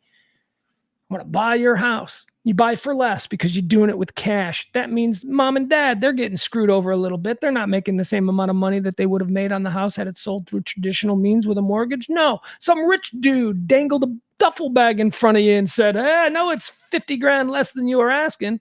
So whatever, that's what's happening. But also, rich people are buying each other's properties with money, with cash. San Francisco's luxury housing market, one of the most valued in the entire world, is bouncing back. Hey, good for them. Good for the San Francisco elite. So happy that their real estate market is bouncing back and setting new records for prices. After being battered by slumping tech stocks and interest rate hikes, buyers and sellers are back in action. Agents said that buyers have made peace with current rates and have moved to all cash propositions. All cash. That's right, rich dudes. So look, life is good for you. If you have like spare change equal to the amount that a normal person would need to purchase a home that they would live in, if you just have that laying around, time is good for you. Go ahead, buy up some houses and rent them to poor people and then be mean to them or whatever. I don't know. I'm just getting a little upset about all rich people. That is today's edition of Rich People. Today in Rich People News. Pissy pants is what I'm calling this next one. Here, I want to show you these. Look at this. So these are some new pants. How exciting. They got new jeans out on the market. I'm calling them pissy pants. They're blue jeans, and the gimmick is, they just look like regular ass friggin' Guess jeans or stupid shit like that, just normal jeans. The thing that is just making these jeans fly off the shelves, everybody wants to get a pair of these. They come pre-wet. Like when a dude pisses his pants and he's wearing jeans, right? And he comes walking down the street and he's like, da, da, da, da, da. You can see there's like the big piss mark right there. Yeah, these jeans come with those piss marks already. So now apparently, I don't know what this is about. Let me show you. I'll show you a picture. You think I'm crazy? Ugh. I'm calling them pissy pants. They don't call it that. I think they should call them pissy pants. But, I'm unemployable. Pissy pants. Here we go. All right, let's see this. I'll show you some pictures of this nonsense. Here he is. Oh yeah, look at it. Here's a model. Here's a dude walking a catwalk there and wherever he is. It says bizarre new trend in jeans. Boom, there you go. Look at that guy. Look at that. See, that's not actually wet. It just looks like he pissed his pants. And oh my God.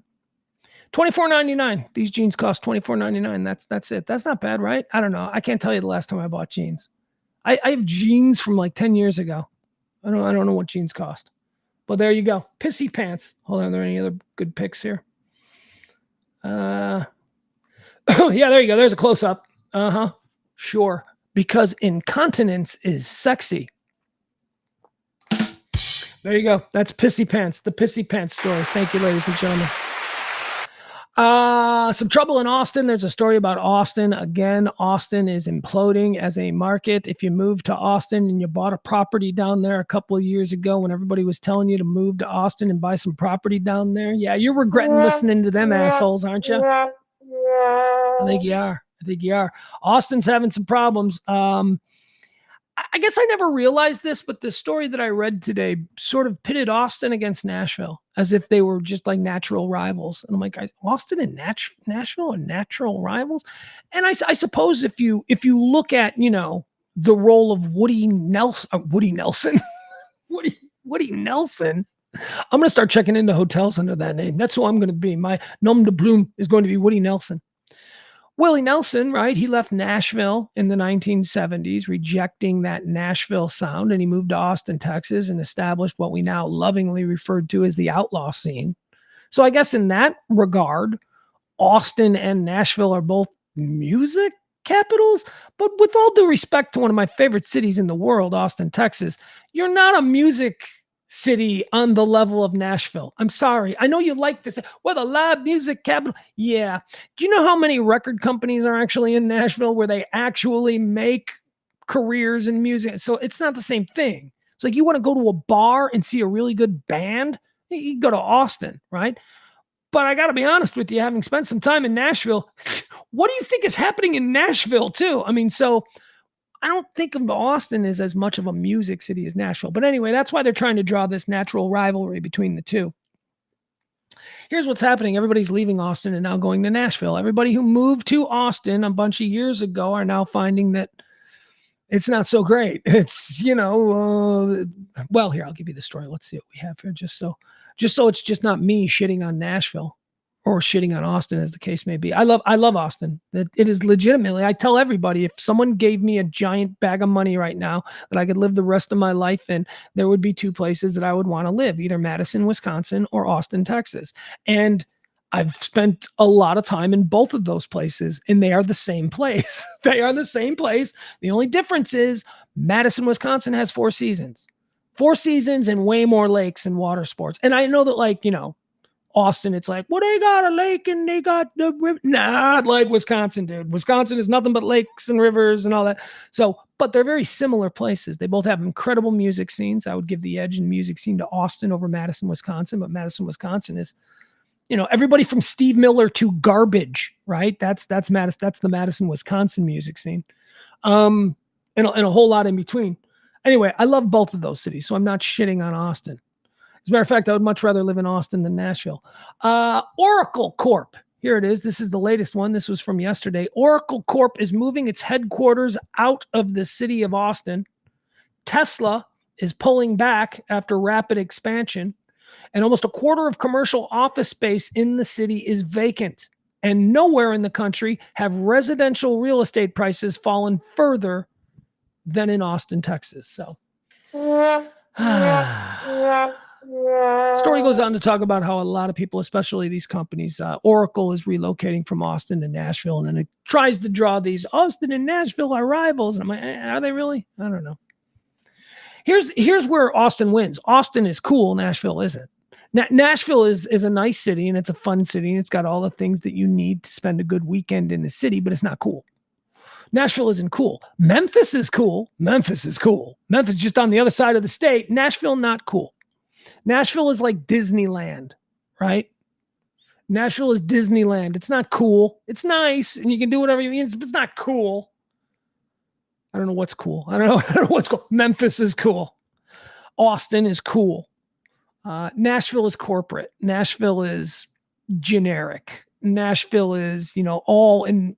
Well, from what I understand, having a number of friends who work in country music, and one of them who's actually one of the biggest names in country music, they tell me that Nashville is just garbage culture. There's just nothing. If it doesn't sell, they don't lean into it. Austin isn't like that. Austin has its own culture. Anyway, Austin versus Nashville. Who cares? Austin's in a bad place. The real estate market's in the toilet, and people are moving to Nashville. That's it, guys. I think that's it for today. We can talk a little bit about Andrew Tate. Andrew Tate put something out there that he's getting hammered for, which, I'm always for. I don't like to talk about this clown show, but what the hell? Why not? Andrew Tate. Let me read this to you. You know who Andrew Tate is, right?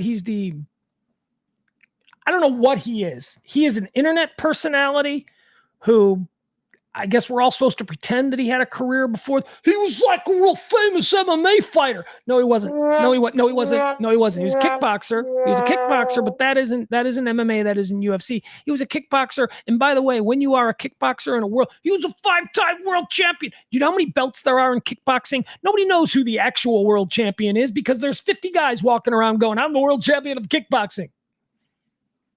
He was an MMA guy. No, he wasn't. He was a kickboxer. And actually, he did. He fought a couple of MMA fights and got his fucking clock cleaned because he's got no ground game. Okay. So anyway, somehow Andrew Tate has been, and by the way, here's Andrew Tate. He's all over the place. He's like born and raised in Chicago, and then he moved to London where he started kickboxing, and now he lives in Romania. Andrew Tate is a dude who has a grip on a certain kind of male that honestly, I thought we had chased this variety of human male into the cellars of America's, homes, keeping them out. This is not the shit anybody talks about in public, but now suddenly we got an Andrew Tate out there. Andrew Tate is a handsome man. Andrew Tate is a good, he's buff and all of that stuff. Andrew Tate goes on his TV show or on his little live stream the way I do, and he looks like $1 million. And he talks to a bunch of back alley masturbators who can't get laid, who are fat and pudgy and stupid and losers. Your typical, as the parlance says, beta males, because, I guess Andrew's the alpha. And he's got this army of these dorks who are such supplicants. Could you imagine? Have you ever seen Andrew Tate fans talk about him? And I'm like, you call yourself a man? Do you understand the Ponzi scheme that's happening here? He's got you convinced that if you do whatever he says, in other words, he's got you convinced that if you become his complete, no questions asked bitch, that's the only way to be a man. You fucking people are losers. So Andrew Tate is famous for, first of all, he's got a whole bunch of sex trafficking charges and stuff. And all of this stuff that I'm saying about Andrew Tate right now, this is all predicated on the idea that he's legit. Okay. If he's legit, if he's really serious about this stuff and the kinds of things that he says, he's a fucking dork. He's a loser. What the fuck are we doing with this guy? Piece of shit human with his army of little dorks, little nerds who can't get laid. It's all predicated on the fact that he's legit. If this is a bit, if he's just trolling us, okay, I reserve the right to change my opinion on him and go, you, sir, are very good at trolling. But I do believe now. I do believe that he's legit. Sex trafficking. He's in trouble for sex trafficking in Romania. He's got to wear an ankle bracelet. I don't know. If you want to really look into the background of Andrew Tate, you can. I'm just trying to give you a quick little idea of who he is.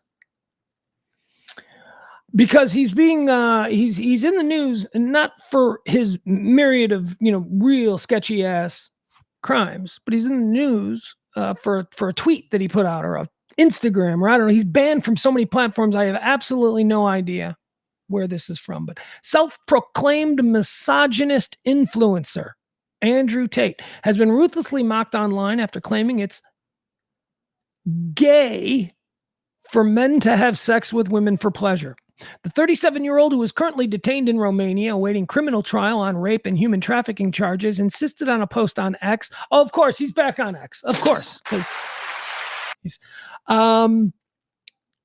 the 37-year-old, who is currently detained in Romania awaiting criminal trial on rape and human trafficking charges, insisted in a post on X that sex is solely for making children and that any man who has sex for pleasure is gay. Sex is for making children. Any man, this is his quote, this is a direct tweet. Sex is for making children. Any man who has sex with women because it feels good is gay. Oh, my pee-pee feels good. This is great, he wrote. He then goes on to say, in fact, if you are 40 with less than 5 children, you're probably gay. All that feel-good pee-pee sex and hardly any genetic legacy, he added. Wow, I can break this guy open right now. Let's talk about what all of this means. Holy shit, is this guy a narcissist? He believes that his only purpose on this planet is to spread his seed, to just have children, not love his children, not raise his children, not be a father, be a sire. This is what he wants.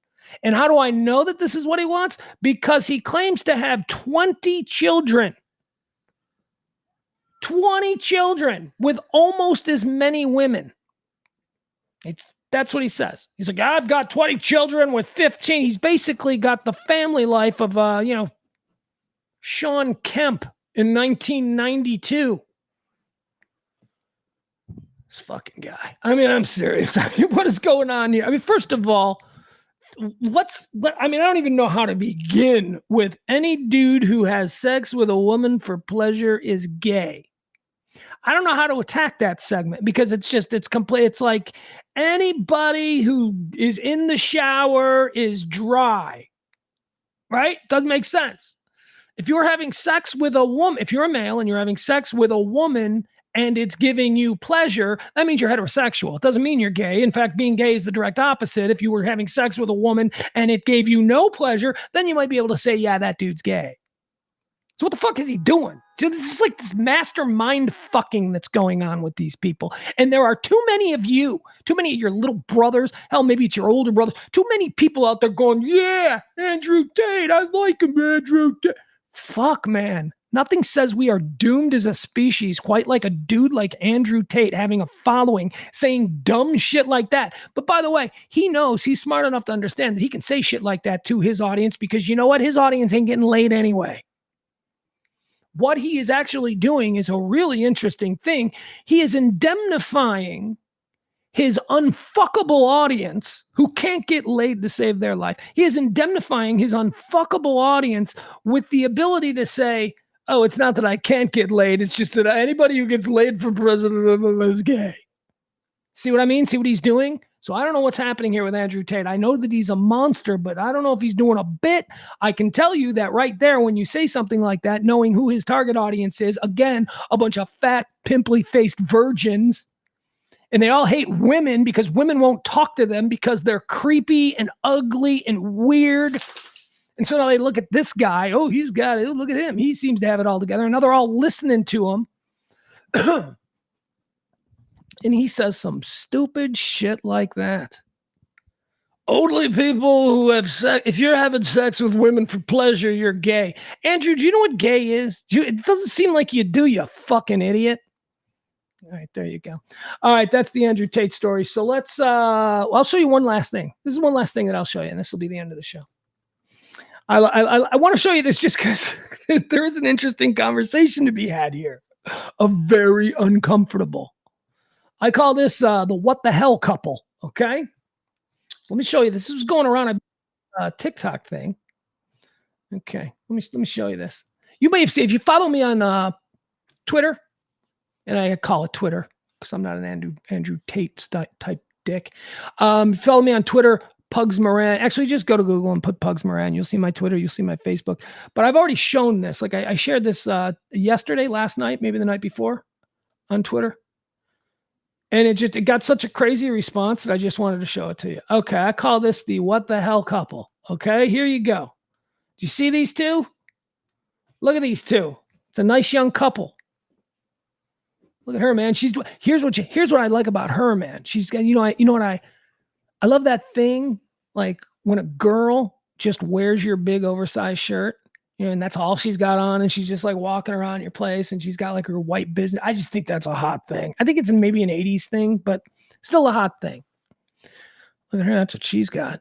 She's like looking at her man. She's like, "You my man?" And he's like, "Mm-hmm. Look at my girl. She's a hot bitch. She's blonde. She's walking around in my shirt. She's not wearing nothing under it." All right, so let's watch this. This is the what the hell couple. Oh, by the way, the message there is be nice to your homies in high school. Be nice to your buddies. Be nice to your pals, your running guys. You're a quarterback on the football team. Be nice to your center. You guys are buddies. You're homies. He says, be nice to your homies in high school. They're kissing. Look at them. Because one might become your wife. That's right. This is a picture of the same people when they were friends in high school.